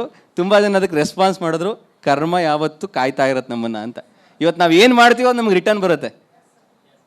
ಇವತ್ತು ನಮ್ಮ ತಂದೆ ತಾಯಿನ ವೃದ್ಧಾಶ್ರಮಕ್ಕೆ ಸೇರಿಸಿದ್ರೆ ಮುಂದೊಂದು ದಿನ ನಮ್ಮ ಮಕ್ಕಳು ಕೂಡ ನಮ್ಮನ್ನು ವೃದ್ಧಾಶ್ರಮಕ್ಕೆ ಸೇರಿಸ್ತಾರೆ. ನಮ್ಮ ಮಕ್ಳಿಗೆ ತೋರಿಸ್ಕೊಟ್ಟಂಗೆ ಅದನ್ನು ನಮ್ಮ ಮಕ್ಕಳು ನೋಡ್ತಾ ಇರ್ತಾರೆ. ಅವ್ರಿಗೂ ಹೇಳಕ್ಕೆ ರೈಟ್ಸ್ ಇರುತ್ತೆ. ನೀವು ನಿಮ್ಮ ತಂದೆ ತಾಯಿನ ವೃದ್ಧಾಶ್ರಮಕ್ಕೆ ಸೇರಿಸಿದ್ರೆ ನಾವು ಸೇರಿಸ್ತಾ ಇದ್ದೀವಿ, ತಪ್ಪೇನಿದೆ? ಒಂದು ಪಕ್ಷ ನೀವು ಕಡಿಮೆ ಅಮೌಂಟ್ ಕೊಟ್ಟು ಕಡಿಮೆ ಕ್ವಾಲಿಟಿ ವೃದ್ಧಾಶ್ರಮಕ್ಕೆ ಸೇರಿಸಿರಾ, ನಾವು ನಿಮ್ಮ ಮಕ್ಕಳಾಗಿರೋದು ಸ್ವಲ್ಪ ಜಾಸ್ತಿ ದುಡ್ಡು ಕೊಟ್ಟು ಒಳ್ಳೆ ವೃದ್ಧಾಶ್ರಮಕ್ಕೆ ಸೇರಿಸ್ತೀವಿ, ಡೋಂಟ್ ವರಿ ಅಂತ ಹೇಳ್ತಾರೆ. ಸ್ನೇಹಿತರೆ, ತಂದೆ ತಾಯಿಗೆ ನಾವು ಕೊಡೋಷ್ಟು ಪ್ರೀತಿಗಿಂತ ಇನ್ಯಾವ ದೊಡ್ಡ ಪ್ರೀತಿ ಅವ್ರಿಗೆ ಬೇಕಾಗಿಲ್ಲ. ನೀವು ದುಡ್ಡು ಕೊಡೋದೇ ಬೇಕಾಗಿಲ್ಲ ಅವರಿಗೆ, ಅವ್ರ ಜೊತೆ ಟೈಮ್ ಸ್ಪೆಂಡ್ ಮಾಡಿ. ಎಷ್ಟೋ ಪೇರೆಂಟ್ಸ್ ಹೇಳ್ತಾರೆ, ರೋಡಲ್ಲಿ ಈ ಕಡಲೆಕಾಯಿ ಮಾರುವಂಥವ್ರು ಸೌತೆಕಾಯಿ ಮಾರ್ತಿರ್ತಾರೆ, ಏನು ದಿನಕ್ಕೆ 100 ರೂಪಾಯಿ ಬಿಸ್ನೆಸ್ ಆದರೂ ಜಾಸ್ತಿನೇ. ಅವ್ರು ಹೇಳ್ತಾರೆ, ಯಾಕೆ ಈ ಪರಿಸ್ಥಿತಿಲಿ ಇದ್ದೀರಾ ಅಂತ ಅಂದಾಗ, ತುಂಬ ಸಲ ನಾನು ಇಂಜಿನಿಯರಿಂಗ್ ಕಾಲೇಜಲ್ಲಿ ಓದುವಾಗ ಆ ರೀತಿ ರೋಡ್ ಸೈಡಲ್ಲಿ ಮಾರೋರೆಲ್ಲ ಹತ್ರನೂ ಮಿನಿಮಮ್ 15 ನಿಮಿಷ 20 ನಿಮಿಷ ಮಾತಾಡ್ತಿದ್ದೆ ನಾನು. ಯಾಕೆ ಅಲ್ಲಿದ್ದಾರೆ ಅನ್ನೋದನ್ನ ತಿಳ್ಕೊಬೇಕಿತ್ತು ನನಗೆ. ಯಾಕೆ ಮಕ್ಕಳಿಲ್ವಾ, ಮಕ್ಕಳು ದುಡಿತಾ ಇಲ್ವಾ, ಯಾಕೆ ಈ ವಯಸ್ಸಲ್ಲಿ ಇಷ್ಟೆಲ್ಲ ಕಷ್ಟಪಡ್ತೀರಾ ಅಂತ. ಎಲ್ಲರೂ ಹೇಳೋದೇನಂತಂದರೆ, ನಮ್ಮ ಮಗ ಮತ್ತು ಸೊಸೆ ನನ್ನ ಹೊರಗಡೆ ಹಾಕ್ಬಿಟ್ರು, ಇವತ್ತು ನಾನು ಇನ್ನೊಬ್ಬರ ಜೊತೆ ಕೈ ಚಾಚಿ ಕೇಳಿ ನನ್ನ ಜೀವನ ನಡೆಸೋವಂಥ ಒಂದು ಮನಸ್ಥಿತಿ ನನಗಿಲ್ಲ. ಯಾಕೆಂದರೆ ಆಗಿನ ಕಾಲದಲ್ಲೇ ನಾನು ಕಷ್ಟಪಟ್ಟು ಬೆಳ್ಕೊಂಬಂದಿದ್ದು.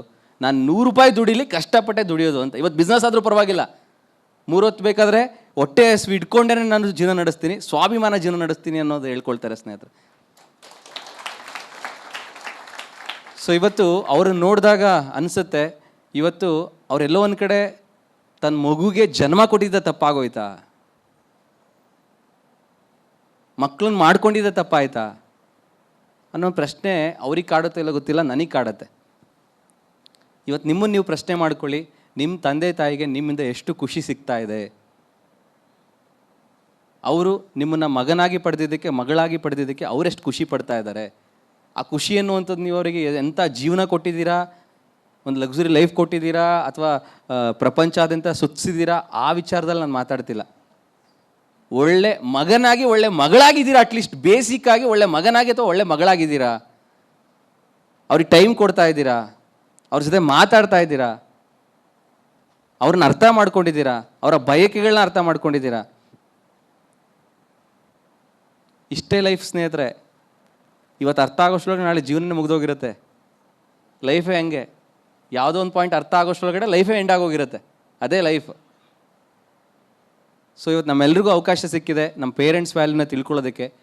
ಒಂದ್ಸಲ ಯೋಚನೆ ಮಾಡಿ, ನೀವು ಚಿಕ್ಕವರಿದ್ದಾಗ ಎಲ್ಲೋ ಬಿದ್ದಿರ್ತೀರಾ, ನಿಮ್ಮನ್ನು ಉಳಿಸ್ಕೊಳ್ಳೋದಕ್ಕೆ ಎಲ್ಲ ಕೆಲಸ ಬಿಟ್ಟು ನಿಮ್ಮನ್ನು ಕರ್ಕೊಂಡೋಗಿ ವಾರಗಟ್ಟಲೆ, ನಿಮ್ಮ ತಾಯಿ ಆಸ್ಪೆಕ್ಟಲ್ಲಿ ನೋಡೋದಾದರೆ ಎಷ್ಟೋ ನಿದ್ದೆಗಳನ್ನ ಸ್ಯಾಕ್ರಿಫೈಸ್ ಮಾಡಿರ್ತಾರೆ. ಯಾಕೆಂದರೆ ಚಿಕ್ಕ ಮಕ್ಕಳು ಯಾವಾಗ ಹೇಳ್ತಾರೆ, ಯಾವಾಗಿದೆ ಮಲ್ಕೊಳ್ತಾರೆ ಗೊತ್ತೇ ಆಗಲ್ಲ. ಎಷ್ಟು ಸಲ ಅವ್ರ ಮೇಲೆ ನೀವು ಸೂಸು ಮಾಡಿದ್ದೀರೋ, ವಿ ಡೋಂಟ್ ನೋ. ಎಸ್ಸಾರ್ನೋ? ಸೊ ಒಂದು ಸಲ ನಿಮ್ಮ ಜರ್ನಿ ಚಿಕ್ಕ ವಯಸ್ಸಿಂದ ಹೇಗೆ ಇತ್ತು ಅನ್ನೋದನ್ನ ನೆನೆಸ್ಕೊಳ್ಳಿ, ಎಷ್ಟು ಕಷ್ಟಪಟ್ಟಿದ್ದಾರೆ ನೆನೆಸ್ಕೊಳ್ಳಿ. ಅದು ಗೊತ್ತಾಯಿತು ಅಂತಂದರೆ ನಮ್ಮ ಪೇರೆಂಟ್ಸಿಗೆ ನಾವು ರೆಸ್ಪೆಕ್ಟ್ ಕೊಡ್ತೀವಿ, ಅವ್ರನ್ನ ಯಾವಾಗಲೂ ಖುಷಿಯಾಗಿ ಇಟ್ಕೊಳ್ತೀವಿ. ನೀವು ದೇವರನ್ನು ಪೂಜಿಸಬೇಡಿ, ದೇವರನ್ನು ಆರಾಧಿಸ್ಬೇಡಿ, ಅದ್ರ ಬಗ್ಗೆ ನನಗೆ ಯಾವುದೇ ಬೇಜಾರಿಲ್ಲ. ನಿಮ್ಮ ಮನೇಲಿ ದೇವ್ರ ಫೋಟೋ ಇದೆಯೋ ಇಲ್ಲ ನನಗೆ ಗೊತ್ತಿಲ್ಲ, ಬಟ್ ನಿಮ್ಮ ತಂದೆ ತಾಯಿ ಪೂಜೆ ಮಾಡಿ, ನಿಮ್ಮ ತಂದೆ ತಾಯಿನ ಆರಾಧಿಸಿ. ಯಾಕೆ ಅಂತಂದರೆ ನಿಮ್ಮ ತಂದೆ ತಾಯಿ ಇದ್ದಿದ್ದಕ್ಕೆ ದೇವ್ರು ಯಾರು ಅಂತ ಗೊತ್ತಾಗಿದ್ದು.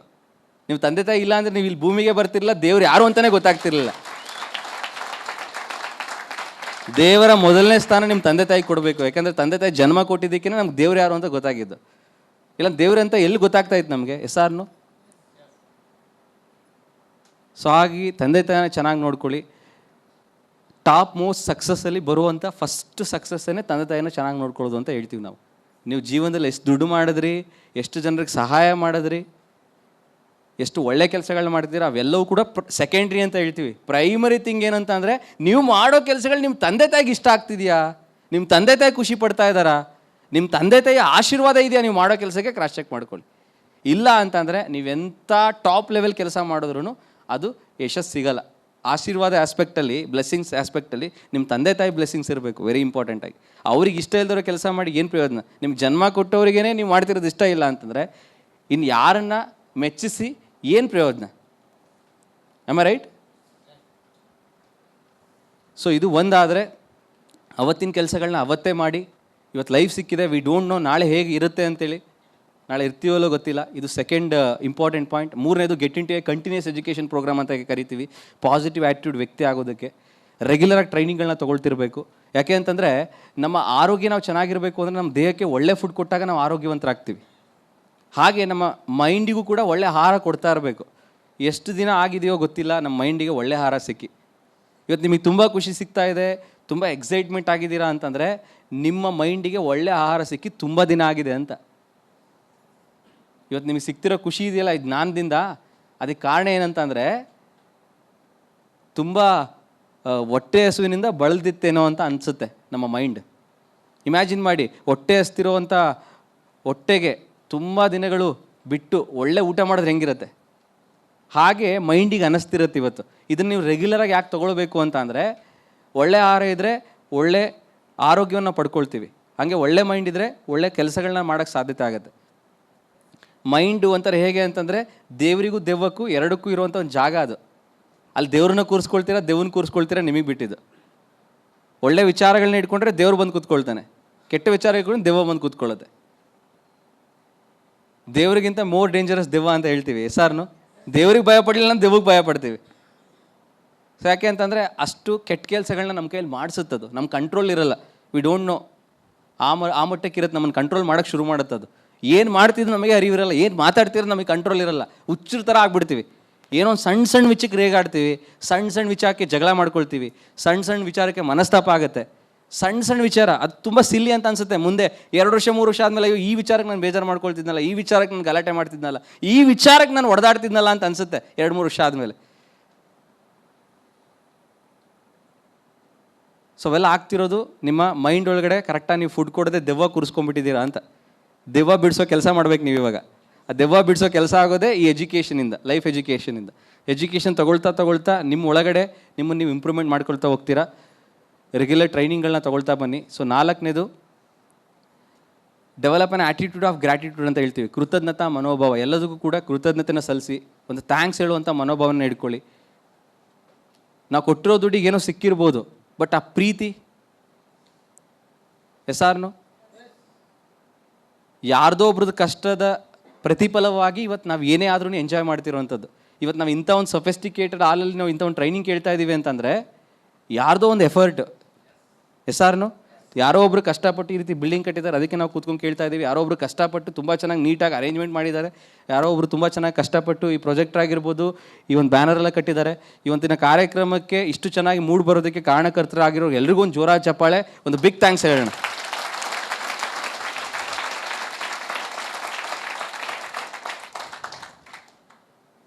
ಸೊ 5ನೇ point, build a positive self esteem. ನಮ್ಮ ಬಗ್ಗೆ ನಾವು ಪಾಸಿಟಿವ್ ಆಗಿ ಫೀಲ್ ಮಾಡ್ಕೋಬೇಕು.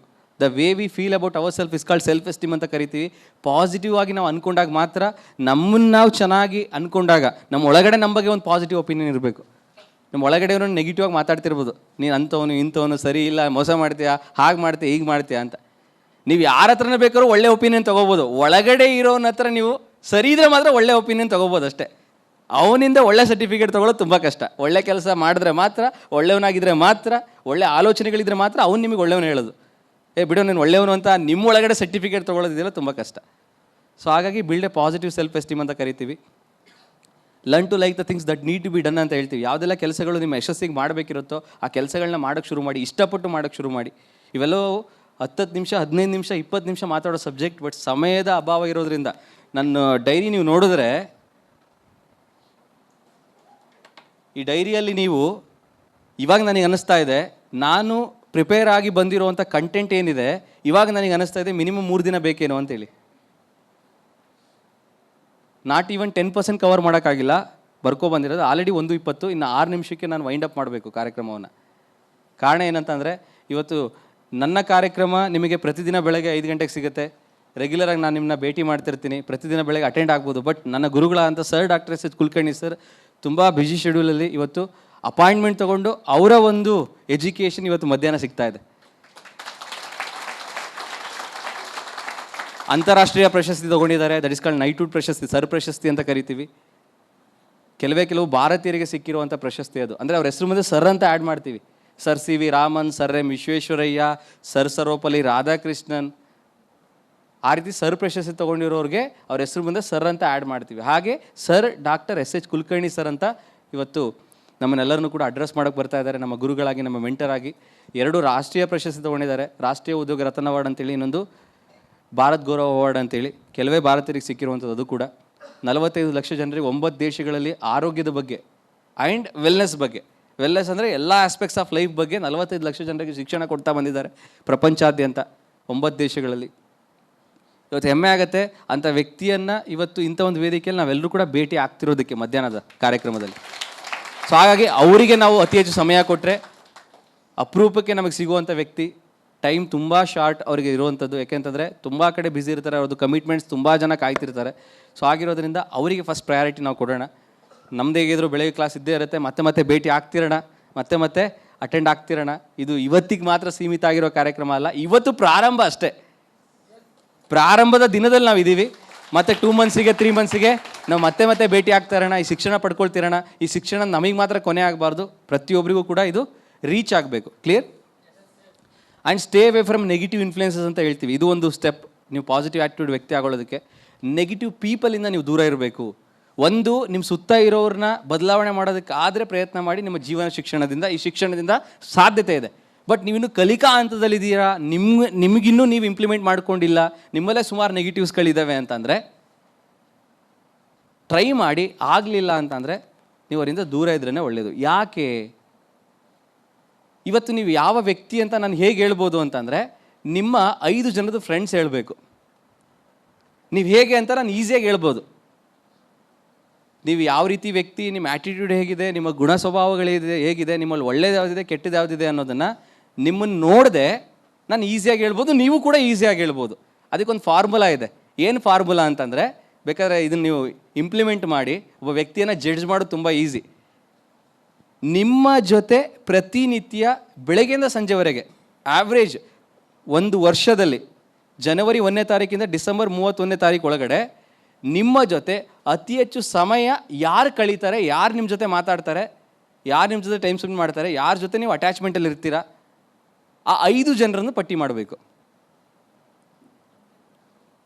ರಮೇಶ್, ಗಿರೀಶ್, ಅನಿಲ್, ಭರತ್, ಸುರೇಶ್, ಈ 5 ಜನರ ಜೊತೆ ನಾನು ಅತಿ ಹೆಚ್ಚು ಜೊತೆ ಮಾತಾಡ್ತೀನಿ, ಅತಿ ಹೆಚ್ಚು ಸಮಯ ಕಳೀತೀನಿ, ಅತಿ ಹೆಚ್ಚು ಜೊತೆ ಟೈಮ್ ಸ್ಪೆಂಡ್ ಮಾಡ್ತೀನಿ, ಇವ್ರ ಜೊತೆ ನಾನು ಜಾಸ್ತಿ ಇರ್ತೀನಿ ಅಂದರೆ ನೀವು ನನ್ನ ಹತ್ರ ಬರೋದೇ ಬೇಕಾಗಿಲ್ಲ.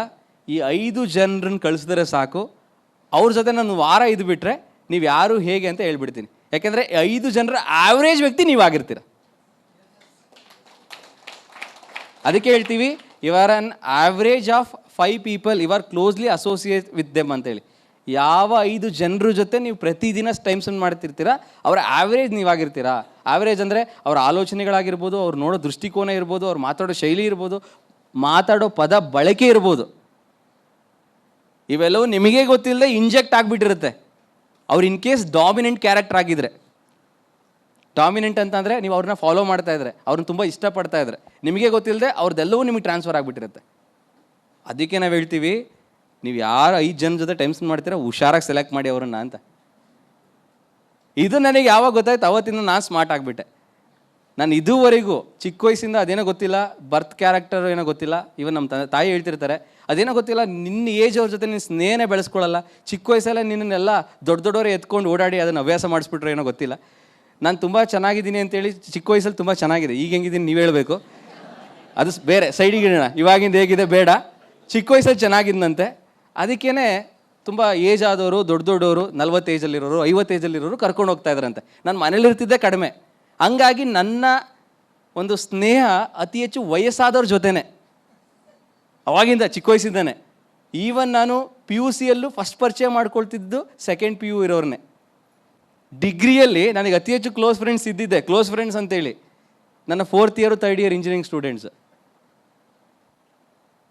ಸೊ ಅದು ಅವಾಗಿಂದ ಆ ಕ್ಯಾರೆಕ್ಟರ್ ಇವಾಗ ನನಗೆ ಪ್ಲಸ್ ಆಗ್ತಾ ಇದೆ. ಇವಾಗ ನನ್ನ ಲೈಫ್ ಬಗ್ಗೆ ಸ್ಟಡಿ ಮಾಡುವಾಗ ನನ್ನ ಸ್ಟ್ರೆಂತ್ ನಾನು ಫೋಕಸ್ ಮಾಡುವಾಗ ಇದು ನನ್ನ ಒಂದು ಸ್ಟ್ರೆಂತ್ ಅಂತ ಗೊತ್ತಾಯಿತು.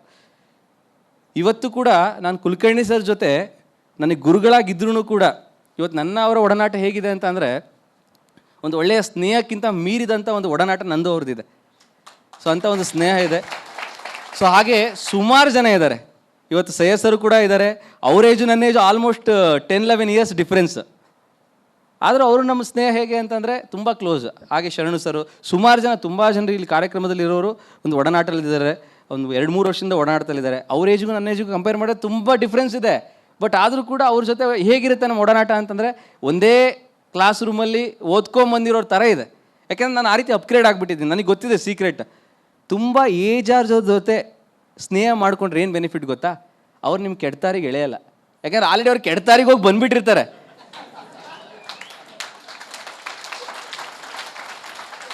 ನೀನು ಇದನ್ನು ಮಾಡಬೇಡ, ಅದನ್ನು ಮಾಡಬೇಡ, ಹಂಗಿರ್ಬೇಡ, ಹಿಂಗಿರ್ಬೇಡ ಅಂತಲೇ ಹೇಳ್ತಿರ್ತಾರೆ. ಯಾಕೆ ಅಂತಂದರೆ ಗೊತ್ತವರು ಜೀವನದಲ್ಲಿ ಕಲ್ಲು ಮುಳ್ಳು ನೋಡಿರ್ತಾರೆ. ನೀನು ಇನ್ನೂ ಈಗ ಬೆಳೀತಿರೋ ಮಗು, ನಿನಗೆ ಯಾಕೆ ಕೆಟ್ಟಾರಿ ತೋರಿಸ್ಲಿ ಅಂತೇಳಿ ಕೆಟ್ಟದನ್ನು ಹೇಳ್ಕೊಡಲ್ಲ. ಬಟ್ ಸೇಮ್ ಏಜಲ್ಲಿ ಇರೋರ್ದು ಏನು ಗೊತ್ತಾ ಪ್ರಾಬ್ಲಮ್ಮು? ಅವ್ರಿಗೂ ಮೆಚುರಿಟಿ ಇರಲ್ಲ, ನಮಗೂ ಮೆಚುರಿಟಿ ಇರಲ್ಲ. ಅವರೇನೋ ಕಲ್ತರು ಅಂತೇಳಿ ನಮಗೂ ಏನೋ ಕಲಿಸ್ಬಿಡ್ತಾರೆ. ಪಾಪ ಅವ್ರಿಗೂ ಗೊತ್ತಿಲ್ಲ ನಾನು ಕೆಟ್ಟದನ್ನು ಹೇಳ್ಕೊಡ್ತಾ ಇದ್ದೀನಿ, ಕೆಟ್ಟದನ್ನು ಕಲಿಸ್ತೀನಿ ಅಂತ. ಆ ಇನ್ಫ್ಲೂಯೆನ್ಸ್ ಏನಾಗೋಗುತ್ತೆ, ನೆಗೆಟಿವ್ ಇನ್ಫ್ಲೂಯೆನ್ಸ್ ನಾವು ಈಸಿಯಾಗಿ ಈ ಸ್ಮೋಕಿಂಗ್ ಇರ್ಬೋದು, ಡ್ರಿಂಕಿಂಗ್ ಇರ್ಬೋದು, ಡ್ರಗ್ಸ್ ಇರ್ಬೋದು, ಇವೆಲ್ಲ ಇನ್ಫ್ಲೂಯೆನ್ಸ್ ಆಗ್ತಿರೋದು ದೊಡ್ಡವರಿಂದ ಅಲ್ಲ. ದೊಡ್ಡವ್ರು ಯಾರು ಸ್ಟೇಜ್ ಮೇಲೆ ನಿಂತ್ಕೊಂಡು ನಾನು ಸ್ಮೋಕ್ ಮಾಡ್ತಿದ್ದೀನಿ ಎಲ್ಲರೂ ಸ್ಮೋಕ್ ಮಾಡಿ ಅಂತ ಹೇಳ್ತಾ ಇಲ್ಲ. ಸಮಕಾಲೀನ ಸ್ನೇಹಿತರ ಜೊತೆ ನಾವು ಒಡನಾಟ ಇಟ್ಕೊಂಡಾಗ, ಹಂಗಂತೇಳಿ ಇಟ್ಕೋಬೇಡಿ ಅಂತಲೂ ಹೇಳಲ್ಲ. ನೀವು ಡಾಮಿನೆಂಟ್ ಕ್ಯಾರೆಕ್ಟರ್ ಇದ್ದರೆ ಇಟ್ಕೊಳ್ಳಿ, ಇಲ್ಲ ಅವರಿಂದ ಇನ್ಫ್ಲೂಯೆನ್ಸ್ ಆಗ್ತೀರಾ ಅಂತಂದರೆ ಸ್ವಲ್ಪ ದೂರ ಇರಿ. ತುಂಬ ಜನರು ಇನ್ಫ್ಲೂಯೆನ್ಸ್ ಆಗೋದೇ ಜಾಸ್ತಿ ಡಾಮಿನೆಂಟ್ ಮಾಡೋದಕ್ಕಿಂತ.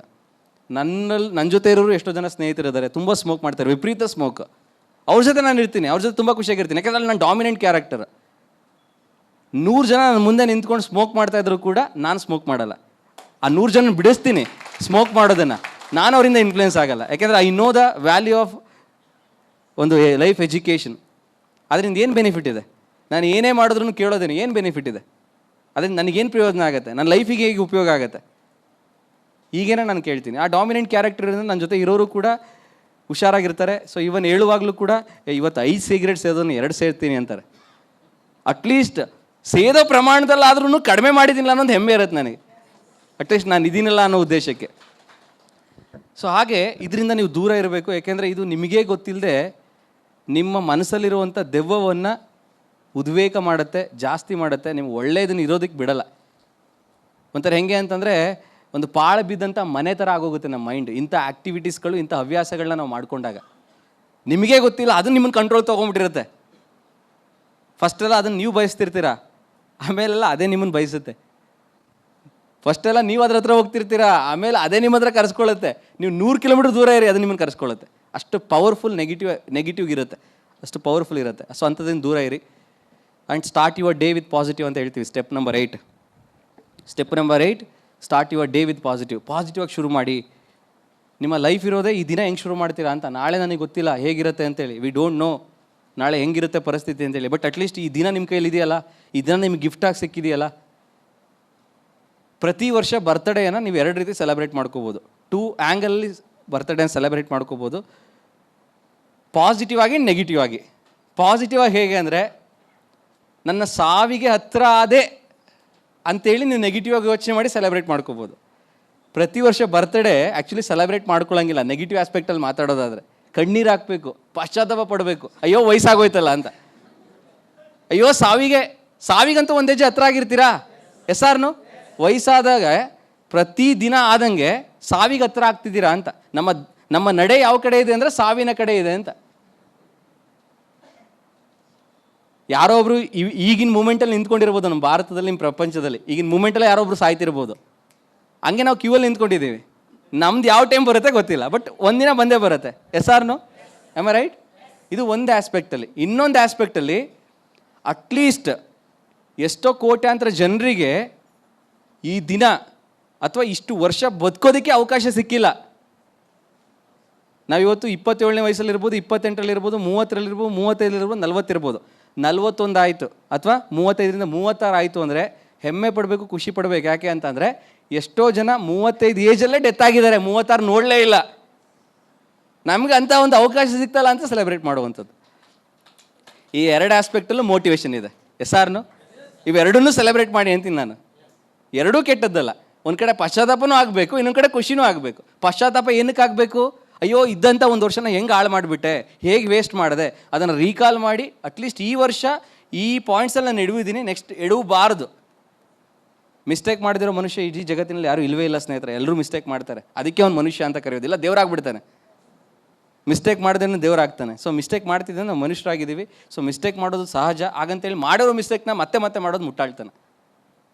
ಆ ಮುಟ್ಟಾಳ್ತನ ಮಾಡಬಾರ್ದು. ಯಶಸ್ಸನ್ನು ಪಡಿಬೇಕು ಅಂತಂದರೆ ಇರೋದು ಒಂದೇ ಒಂದು ಫಾರ್ಮುಲಾ, ಯಶಸ್ವಿ ವ್ಯಕ್ತಿಗಳ ಗುಣಲಕ್ಷಗಳನ್ನ ಫಾಲೋ ಮಾಡೋದು ನಾವು ಯಶಸ್ಸನ್ನು ಪಡಿತೀವಿ ಅಂತ. ನಾವು ಯಶಸ್ಸನ್ನು ಪಡಿಬೇಕಾ? ಏನು ಮಾಡಿ, ಒಂದು ಹೋಮ್ವರ್ಕ್ ಮಾಡಿ. ಯಶಸ್ವಿ ವ್ಯಕ್ತಿಗಳು ಏನೇನು ಫಾಲೋ ಮಾಡ್ತಾರೆ, ಅವ್ರ ಹವ್ಯಾಸಗಳೇನು, ಅವ್ರು ಯಾವುದು ಪ್ರಯಾರಿಟಿ ಕೊಡ್ತಾರೆ. You believe it R not, the famous investor, ಅವ್ರ ನೇಮ್ ಬಂದು ವಾರನ್ ಬೆಫೆಟ್, ದಿನಕ್ಕೆ 5 ಗಂಟೆ ಪುಸ್ತಕ ಓದ್ತಾರಂತೆ. ಇರೋ 24 ಗಂಟೆಲಿ ಓದೋದಕ್ಕೆ 5 ಗಂಟೆ ಟೈಮ್ ಸ್ಪೆಂಡ್ ಮಾಡ್ತಾರಂತೆ. ಇವತ್ತು ಯಾರೆಲ್ಲ ಟಾಪ್ ಲೆವೆಲ್ ಯಶಸ್ಸನ್ನು ಪಡೀತಿದ್ರೆ ಅವ್ರದ್ದು ಫಸ್ಟ್ ಪ್ರಯಾರಿಟಿ, ಫಸ್ಟ್ ಹವ್ಯಾಸ ಯಾವುದು ಅಂದರೆ ಪುಸ್ತಕನ ಓದೋದಂತೆ. ಇದೆಲ್ಲರಿಗೂ ಗೊತ್ತಾಯಿತು. ಈಗ ನಾವು ಅವ್ರಂಗೆ ಸಕ್ಸಸ್ ಆಗಬೇಕು ಅಂದ್ರೆ ಏನು ಮಾಡಬೇಕು? ಅವ್ರು ಏನು ಮಾಡ್ತಿದ್ದಾರೆ ಅದನ್ನು ಫಾಲೋ ಮಾಡಬೇಕು. ಎಸ್ಆರ್ನು ಹಾಗೆ ಪಟ್ಟಿ ಮಾಡಿ ಅದನ್ನು ನಾವು ಫಾಲೋ ಮಾಡೋಕ್ಕೆ ಶುರು ಮಾಡೋಣ. ಆಟೋಮೆಟಿಕಲಿ ನಾವು ಸಕ್ಸಸ್ ಆಗಿ ಶುರು ಮಾಡ್ತೀವಿ. ಹಾಗಾದ್ರೆ ಫೇಲ್ಯೂರ್ ಆಗಬೇಕು ಅಂದ್ರೆ ಏನು ಮಾಡಬೇಕು? ನೀವೇನಾದ್ರು ಸೋಲನ್ನು ಅನುಭವಿಸ್ಬೇಕು, ಜೀವನದಲ್ಲಿ ಅಂದ್ಕೊಂಡಿದ್ದನ್ನು ಪಡ್ಕೊಳ್ಬಾರ್ದು ಅಂದ್ರೆ ಏನು ಮಾಡಬೇಕು ಅಂತಂದರೆ, ಸೋಲನ್ನು ಅನುಭವಿಸ್ತಿರೋರು, ಫೇಲ್ ಆಗ್ತಿರೋರು ಏನೇನು ಮಾಡ್ತಾರೆ ಅದನ್ನು ಮಾಡಿ. ಏನೇನು ಮಾಡ್ತಾರವರು? ಎಷ್ಟು ಗಂಟೆಗೋ ಹೇಳ್ತಾರೆ, ಎಷ್ಟು ಗಂಟೆಗೋ ಮಲ್ಕೊಳ್ತಾರೆ. ಅವ್ರಿಗೆ ಹೇಳೋದಕ್ಕೂ ಮಲಗೋದಕ್ಕೂ ಟೈಮಿಂಗ್ಸ್ ಇರಲ್ಲ. ಡೈಲಿ ಒಂದು ಡಿಸಿಪ್ಲಿನ್ ಇರಲ್ಲ. ಏನು ಕೆಲಸ ಮಾಡಬೇಕು ಅನ್ನೋದು ಗೊತ್ತಿರಲ್ಲ. ಏನೋ ಒಂದು ಕೆಲಸ ಮಾಡ್ತಿರ್ತಾರೆ, ಏನೋ ಒಂದು ಕೆಲಸ ಮಾಡಿದ್ರೆ ಏನೋ ಒಂದು ಮಾಡ್ತಿರ್ತಾರೆ. ತಮ್ಮ ಸಮಯವನ್ನು ಹೆಂಗೆ ಸ್ಪೆಂಡ್ ಮಾಡ್ತಿದ್ದಾರೆ ಅನ್ನೋದ್ರ ಬಗ್ಗೆ ಕಂಟ್ರೋಲ್ ಇರಲ್ಲ. ಪ್ರತಿ ಕ್ಷಣ ಕಳೆದೋಗ್ತಾ ಇದೆ ಅನ್ನೋ ಬೇಜಾರಿರಲ್ಲ. ಎಲ್ಲಿವರೆಗೆ ತಮ್ಮ ಕ್ಷಣದ ವ್ಯಾಲ್ಯೂ ಗೊತ್ತಿರಲ್ಲ. ದ ವ್ಯಾಲ್ಯೂ ಆಫ್ ಟೈಮ್ ಅಂತ ಕರಿತೀವಿ ಸ್ನೇಹಿತರೆ. ನಿಮ್ಮೆಲ್ಲರಿಗೂ ಒಂದು ಕ್ಲಾರಿಟಿ ಕೊಡ್ತೀನಿ, ಒಂದು ಎಕ್ಸಾಂಪಲ್ ಕೊಡ್ತೀನಿ. ಇದು ಮಾರ್ನಿಂಗ್ ಕ್ಲಾಸಲ್ಲಿ ನಾನು ತೊಗೊಂಡಿದ್ದೀನಿ. ಮತ್ತೊಂದು ಸಲ ನಾನು ನಿಮ್ಮ ಪ್ರಶ್ನೆ ಕೇಳ್ತೀನಿ. ನಿಮಗೆ ಪ್ರತಿದಿನ 86,400 ರೂಪಾಯಿ, 86,400 ರುಪೀಸ್ನ ಪ್ರತಿದಿನ ಡೆಪಾಸಿಟ್ ಗೌರ್ಮೆಂಟ್ ಮಾಡುತ್ತೆ ಅಂದರೆ ಎಲ್ಲರೂ ಖುಷಿನಾ? ಪ್ರತಿದಿನ ನೀವೇನು ಕೆಲಸದ ಮಾಡೋದು ಬೇಡ, 86,400 ರೂಪಾಯಿ ನಿಮ್ಗೆ ಪ್ರತಿದಿನ ಡೆಪಾಸಿಟ್ ಆಗುತ್ತೆ.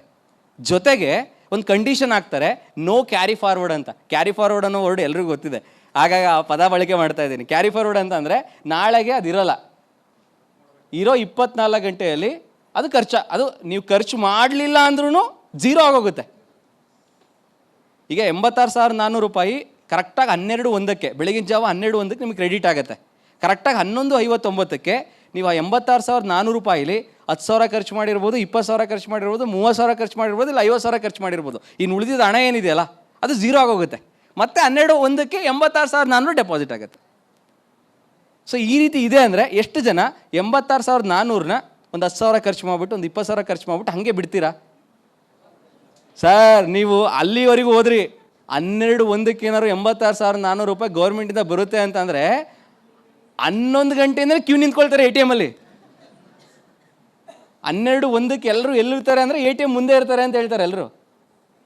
ಆ್ಯಕ್ಚುಲಿ ಬ್ಯಾಂಕಿಂಗ್ ಸೆಕ್ಟರ್ ಎಲ್ಲವೂ ಕೂಡ ನೈಟ್ ಆಪ್ರೇಟ್ ಆಗ್ತಿತ್ತೇನೋ. ಓಪನಿಂಗ್ 11:30, 7 ಗಂಟೆಗೆ ಕ್ಲೋಸಿಂಗು. ಎಸ್ಆರ್ನು ಯಾರು ಮಲಗ್ತಾನೆ ಇರಲಿಲ್ಲ. ಹಗ್ಲಲ್ಲಿ ಎದ್ದಿರೋದು ಬೆಳಗ್ಗೆ ಮಲಗುವಂಥ ಪರಿಸ್ಥಿತಿ ಕ್ರಿಯೇಟ್ ಆಗ್ತಿತ್ತೇನೋ.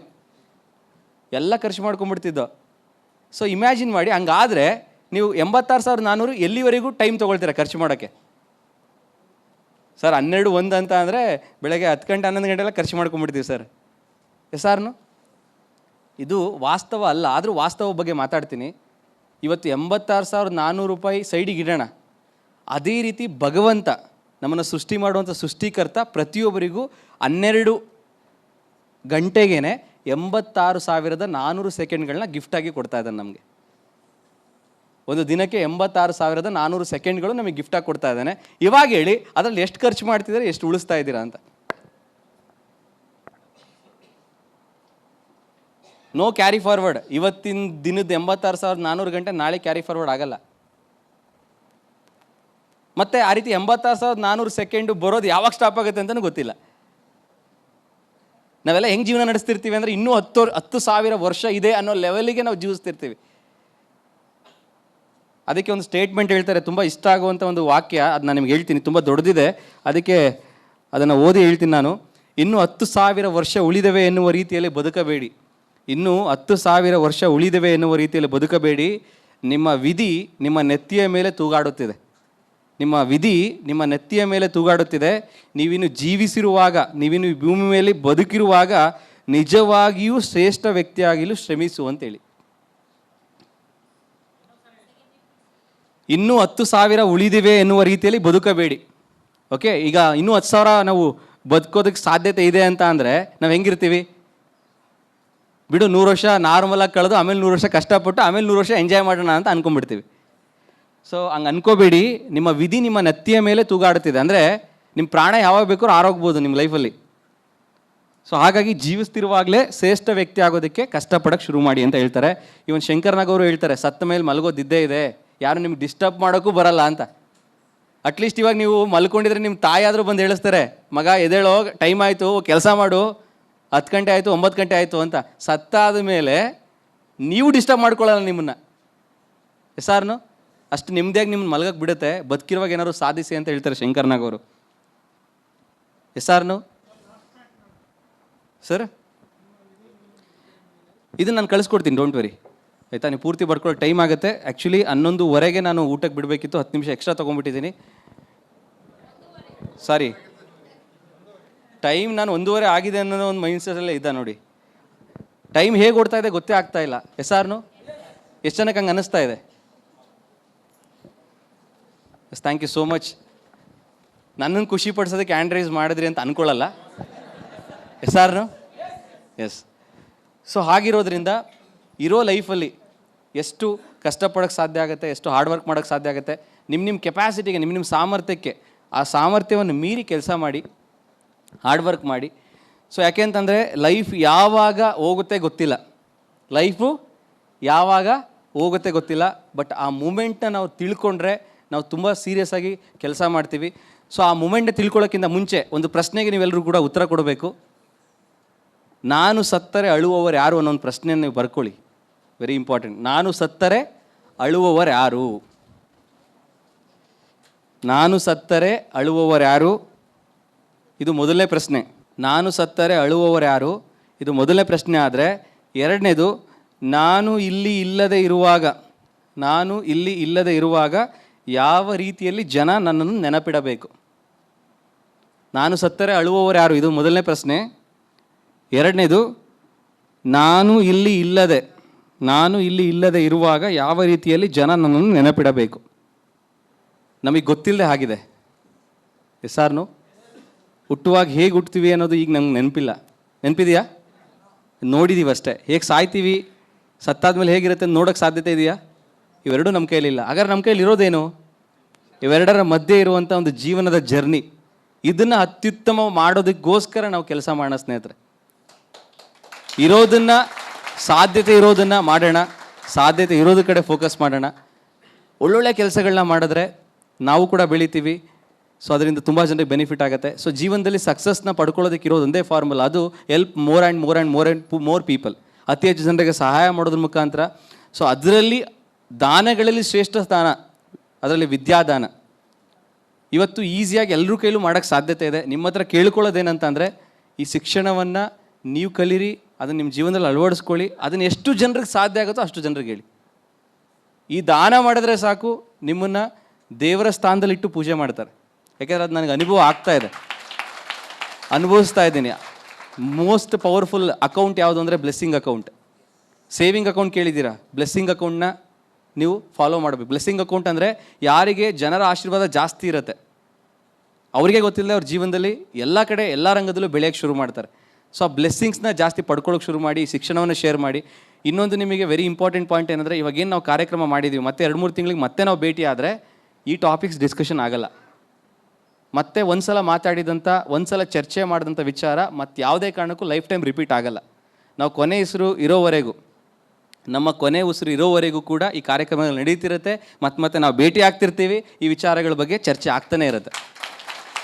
ಸೊ ಪ್ರತಿ ಸಲ ಭೇಟಿ ಆದಾಗ ಹೊಸ ವಿಚಾರಗಳು ಇರೋದ್ರಿಂದ ಈ ಶಿಕ್ಷಣ ನಿಮ್ಮಷ್ಟಕ್ಕೆ ಮಾತ್ರ ಸೀಮಿತ ಆಗಬಾರ್ದು. ಇದು ಸಮುದ್ರ ದಾಟಿ ಹೊರಗಡೆ ಇರೋ ಜನರಿಗೆ ರೀಚ್ ಆಗಬೇಕು. ಹಂಗೆ ರೀಚ್ ಆಗಬೇಕು ಅಂದರೆ ನೀವು ಈ ಶಿಕ್ಷಣವನ್ನು ತಲುಪಿಸೋಂಥ ಜವಾಬ್ದಾರಿ ನೀವು ತೊಗೊಳ್ಬೇಕು. Yes or no? So brand ambassadors of life education ನೀವು ಆಗ್ತೀರಾ ಅಂತ ಹೇಳ್ತಾ, ನಾವು ಈ ಜಗತ್ತಿನ ಬಿಟ್ಟು ಹೋಗಿದ್ದೀವಿ ಅಂತ ಅಂದರೆ ನಮ್ಮಿಂದ 100 ಮೆಸೇಜ್ ಪಾಸ್ ಆಗಿರಬೇಕು. ಅದಕ್ಕೆ ಹೇಳ್ತೀವಿ, ವ್ಯಕ್ತಿ ಶಾಶ್ವತ ಅಲ್ಲ, ವ್ಯಕ್ತಿತ್ವ ಶಾಶ್ವತ, ಜೀವ ಶಾಶ್ವತ ಅಲ್ಲ, ವಿಚಾರಗಳು ಶಾಶ್ವತ ಅಂತ. ಇವತ್ತು ಜೀವ ಶಾಶ್ವತ ಅಲ್ಲ, ವಿಚಾರಗಳು ಶಾಶ್ವತ ಅನ್ನೋದನ್ನು ಕಣ್ಮುಂದೆ ರೀಸೆಂಟಾಗಿ ಅದನ್ನು ಪ್ರೂವ್ ಮಾಡೋದಂಥ ವ್ಯಕ್ತಿ ನನ್ನ ಅಪ್ಪು ಸರ್. ಸೊ ಅವ್ರದ್ದು ಒಂದು ವಿಡಿಯೋ ತೋರಿಸ್ತೀನಿ, ಜನ ಹೇಗೆ ಅವ್ರನ್ನ ಕಳ್ಕೊಂಡಿರೋದನ್ನು ಇಷ್ಟೇ ಹೇಳಬೇಕು ಅಂತ ತಯಾರಾಗಿ ಬಂದಿದೆ. ಇಷ್ಟೇ ಹೇಳೋಕ್ಕೆ ಸಾಧ್ಯ ಆಯಿತು. ಆದರೂ ಕೂಡ ಖುಷಿ ಇದೆ. ಏನೇನು ಹೇಳಬೇಕಿತ್ತೀನೋ ಅದನ್ನು ಹೇಳಿದ್ದೀನಿ ಅಂತೇಳಿ, ಏನೇನು ಹೇಳಬೇಕಿತ್ತೋ ಎಲ್ಲವೂ ರೀಚ್ ಆಗಿದೆ ಅಂತೇಳಿ. ಎಸಾರ್ನು? ಮೇಜರ್ ಪಾಯಿಂಟ್ಸ್ ಎಲ್ಲ ಶೇರ್ ಮಾಡಿದ್ದೀನಿ, starting from birth to end. So ಜೀವನ ಶುರು ಮಾಡಿಂದ ಹಿಡಿದು ಜೀವನ ಮುಗಿಸೋವರೆಗೂ ಎಲ್ಲ ಆಸ್ಪೆಕ್ಟ್ಸ್ನ ಶೇರ್ ಮಾಡ್ಕೊಂಡಿದ್ದೀನಿ. ಒಂದೇ ಉದ್ದೇಶ, ನಾವೇನು ಮಾಡ್ತೀವಿ ಅಷ್ಟೇ ಮ್ಯಾಟ್ರ್ ಆಗೋದು, ಏನು ಮಾಡಿರ್ತೀವಿ ಅಷ್ಟು ಮಾತ್ರ ಉಳಿಯೋದು ಈ ಜಗತ್ತಿನಲ್ಲಿ ಅಂತ ಹೇಳ್ತಾ, ಈ ಪಟ್ಟಿಯಲ್ಲಿ ನೀವೆಲ್ಲರೂ ಬರಬೇಕು ಅನ್ನೋದು ನನ್ನ ಉದ್ದೇಶ. ಮುಂದೊಂದು ದಿನ ನಮ್ಮೆಲ್ಲರ ಸಾಧನೆಯನ್ನು ತೋರಿಸ್ಕೊಂಡು ಇನ್ನೊಬ್ರಿಗೆ ಉದಾಹರಣೆಯ ರೂಪದಲ್ಲಿ ಇನ್ನೊಬ್ಬರಿಗೆ ಮಾರ್ಗದರ್ಶನ ಕೊಡಬೇಕು. ನಾವೆಲ್ಲರೂ ಕೂಡ ಇನ್ನೊಬ್ರಿಗೆ ಇನ್ಸ್ಪೈರ್ ಆಗಬೇಕು. ಆ ರೀತಿಯಲ್ಲಿ ಜೀವನ ನಡೆಸೋಣ. ಇನ್ನೊಬ್ಬರಿಗೆ ರೋಲ್ ಮಾಡಲ್ ಆಗೋ ರೀತಿಯಲ್ಲಿ ನಾವು ಜೀವನ ನಡೆಸೋಣ. ಎಷ್ಟು ರೀತಿಯಲ್ಲಿ, ಎಷ್ಟು ಟಾಪಲ್ಲಿ ನಾವು ರೀಚ್ ಆಗ್ತೀವಿ ಅನ್ನೋದು ಮ್ಯಾಟ್ರ್ ಆಗಲ್ಲ. ಸೈಜ್ ಅಷ್ಟೇ ವ್ಯತ್ಯಾಸ ಆಗೋದು. ನೀವು ಇಷ್ಟು ಜೀವನ ನಡೆಸ್ತೀರೋ ಅಥವಾ ಇಷ್ಟು ನಡೆಸ್ತಿರೋ ಮ್ಯಾಟ್ರ್ ಆಗಲ್ಲ. ನಡೆಸಿದ ಜೀವನ ಹೇಗೆ ನಡೆಸ್ತೀರೋ ಅನ್ನೋದು ಮ್ಯಾಟ್ರ್ ಆಗುತ್ತೆ. ಬಟ್ ಸಾಮರ್ಥ್ಯ ಮೀರಿ ನಾವು ಸಮಾಜಕ್ಕೆ ಒಳ್ಳೇದು ಮಾಡೋಣ, ನಮ್ಮನ್ನು ನಾವು ನಂಬರ್ 1 ಮಾಡ್ಕೊಳ್ಳೋಣ, ಅದರಲ್ಲಿ ನಾವು ಎನ್ಶೂರ್ ಮಾಡ್ಕೊಳ್ಳೋಣ, ನಮ್ಮನ್ನು ನಾವು ನಂಬರ್ 1 ಮಾಡ್ಕೊಳ್ಳೋಣ. ಆಟೋಮೆಟಿಕಲಿ ಅದೇ ಇನ್ಸ್ಪೈರ್ ಆಗುತ್ತೆ ಇನ್ನೊಬ್ಬರಿಗೆ. ಈ ವ್ಯಕ್ತಿ ನಂಬರ್ 1 ಆಗಿದ್ದಾನೆ ಅಂತ ಅಂದರೆ ಏನನ್ನೋ ಜೀವನದಲ್ಲಿ ಅಳವಡಿಸ್ಕೊಂಡಿದ್ದಾನೆ, ಅದನ್ನು ನಾನು ಫಾಲೋ ಮಾಡಬೇಕು ಅಂತ ಜನನೇ ನಿಮ್ಮ ಹತ್ರ ಬಂದು ಕೇಳೋಕ್ಕೆ ಶುರು ಮಾಡ್ತಾರೆ. ಸರ್ ನೀವೇನು ಫಾಲೋ ಮಾಡಿ ಇವತ್ತು ನಂಬರ್ 1 ಆಗಿದ್ರೆ ನನಗೂ ಹೇಳ್ಕೊಡಿ, ನಾನು ನಂಬರ್ 1 ಆಗ್ತೀನಿ ಅಂತ. ಬಟ್ ನಮ್ಮೆಲ್ರಿಗೂ ಒಂದು ಅವಕಾಶ ಇದೆ, ಭಾರತವನ್ನು ನಂಬರ್ 1 ಆಗಿ ವಿಶ್ವಗುರು ಆಗೇನೆ ನೋಡಿ ಈ ಜೀವನವನ್ನು ಕೊನೆಗಾಣಿಸುವಂಥ ಒಂದು ಸಂದರ್ಭ ಮೂಡಲಿ ಅಂತ ಕೇಳ್ಕೊಳ್ತೀನಿ. ನಾವೆಲ್ಲರೂ ಬದುಕಿರುವಾಗಲೇ ಭಾರತವನ್ನು ನಂಬರ್ 1 ಆಗಬೇಕು. ಸಾರ್ನು ಮುಂದಿನ ಕಾಲದವರು ಭಾರತವನ್ನು ಡೆವಲಪ್ಡ್ ಕಂಟ್ರಿ ಅಂತ ಹೇಳ್ಕೋಬೇಕು, ನಂಬರ್ 1 ಕಂಟ್ರಿ ಅಂತ ಹೇಳ್ಕೋಬೇಕು, ವಿಶ್ವಗುರು ಅಂತ ಹೇಳ್ಕೊಳ್ಬೇಕು. ಅದಕ್ಕೆ ನಾವು ಕಾರಣಕರ್ತರಾಗಬೇಕು, ನಾವು ನಂಬರ್ 1 ಆಗಬೇಕು. ನಾವೆಲ್ಲರೂ ಕೂಡ ನಂಬರ್ 1 ಆಗೋಣ. ಇದೇ ರೀತಿ ಮತ್ತೆ ಮತ್ತೆ ಭೇಟಿ ಆಗೋಣ, ಮತ್ತೆ ಮತ್ತೆ ಸೇರ್ತಿರೋಣ, ಮತ್ತೆ ಮತ್ತೆ ಒಳ್ಳೆ ವಿಚಾರಗಳನ್ನ ಹಂಚ್ಕೋಣ, ಇನ್ನೊಬ್ಬರಿಗೆ ಒಳ್ಳೆ ವಿಚಾರಗಳನ್ನ ಶೇರ್ ಮಾಡೋದಕ್ಕೆ ಜ್ಞಾನವನ್ನು ಪಡ್ಕೋಣ ಅಂತ ಹೇಳ್ತಾ ನನ್ನ ಮಾತನ್ನ ಮುಗಿಸೋದಕ್ಕಿಂತ ಮುಂಚೆ, ಭಾರತ ಯಾವತ್ತೂ ಕೂಡ ನಂಬರ್ 1 ಆಗಲ್ಲ. ಭಾರತ ಅನ್ನೋದೊಂದು ಪ್ರಾಂತ್ಯ, ಭಾರತ ಅನ್ನೋದೊಂದು ಪ್ಲೇಸ್. ಆ ಪ್ಲೇಸಲ್ಲಿ ಭಾರತೀಯರು ನಂಬರ್ 1 ಆದರೆ ಮಾತ್ರ ಭಾರತ ನಂಬರ್ 1 ಆಗುತ್ತೆ, ಭಾರತ ವಿಶ್ವಗುರು ಆಗುತ್ತೆ ಅಂತ ಹೇಳ್ತಾ, ಸೊ ದೇವ್ರ ಹತ್ರ ಎಲ್ಲರೂ ಕೂಡ ಆಯಸ್ಸನ್ನು ಕೊಡಲಿ, ಆರೋಗ್ಯನ ಕೊಡಲಿ, ಐಶ್ವರ್ಯನ ಕೊಡಲಿ, ನಾವೆಲ್ಲರೂ ಕೂಡ ನಂಬರ್ 1 ಆಗಲಿ, ಆಟೋಮೆಟಿಕ್ಲಿ ಭಾರತ ನಂಬರ್ 1 ಆಗುತ್ತೆ ಅಂತ ಹೇಳ್ತಾ ನನ್ನ ಮಾತುಗಳನ್ನ ಮುಗಿಸ್ತಾ ಇದ್ದೀನಿ. So thank you so much. ಎಲ್ಲರೂ ಕೂಡ wish all the best. So ಒಂದು ಎಕ್ಸಲೆಂಟ್ ಜರ್ನಿ ನಿಮ್ದಾಗಲಿ ಜೀವನದಲ್ಲಿ ಅಂತ ಹೇಳ್ತಾ, ಸೊ ಈಗ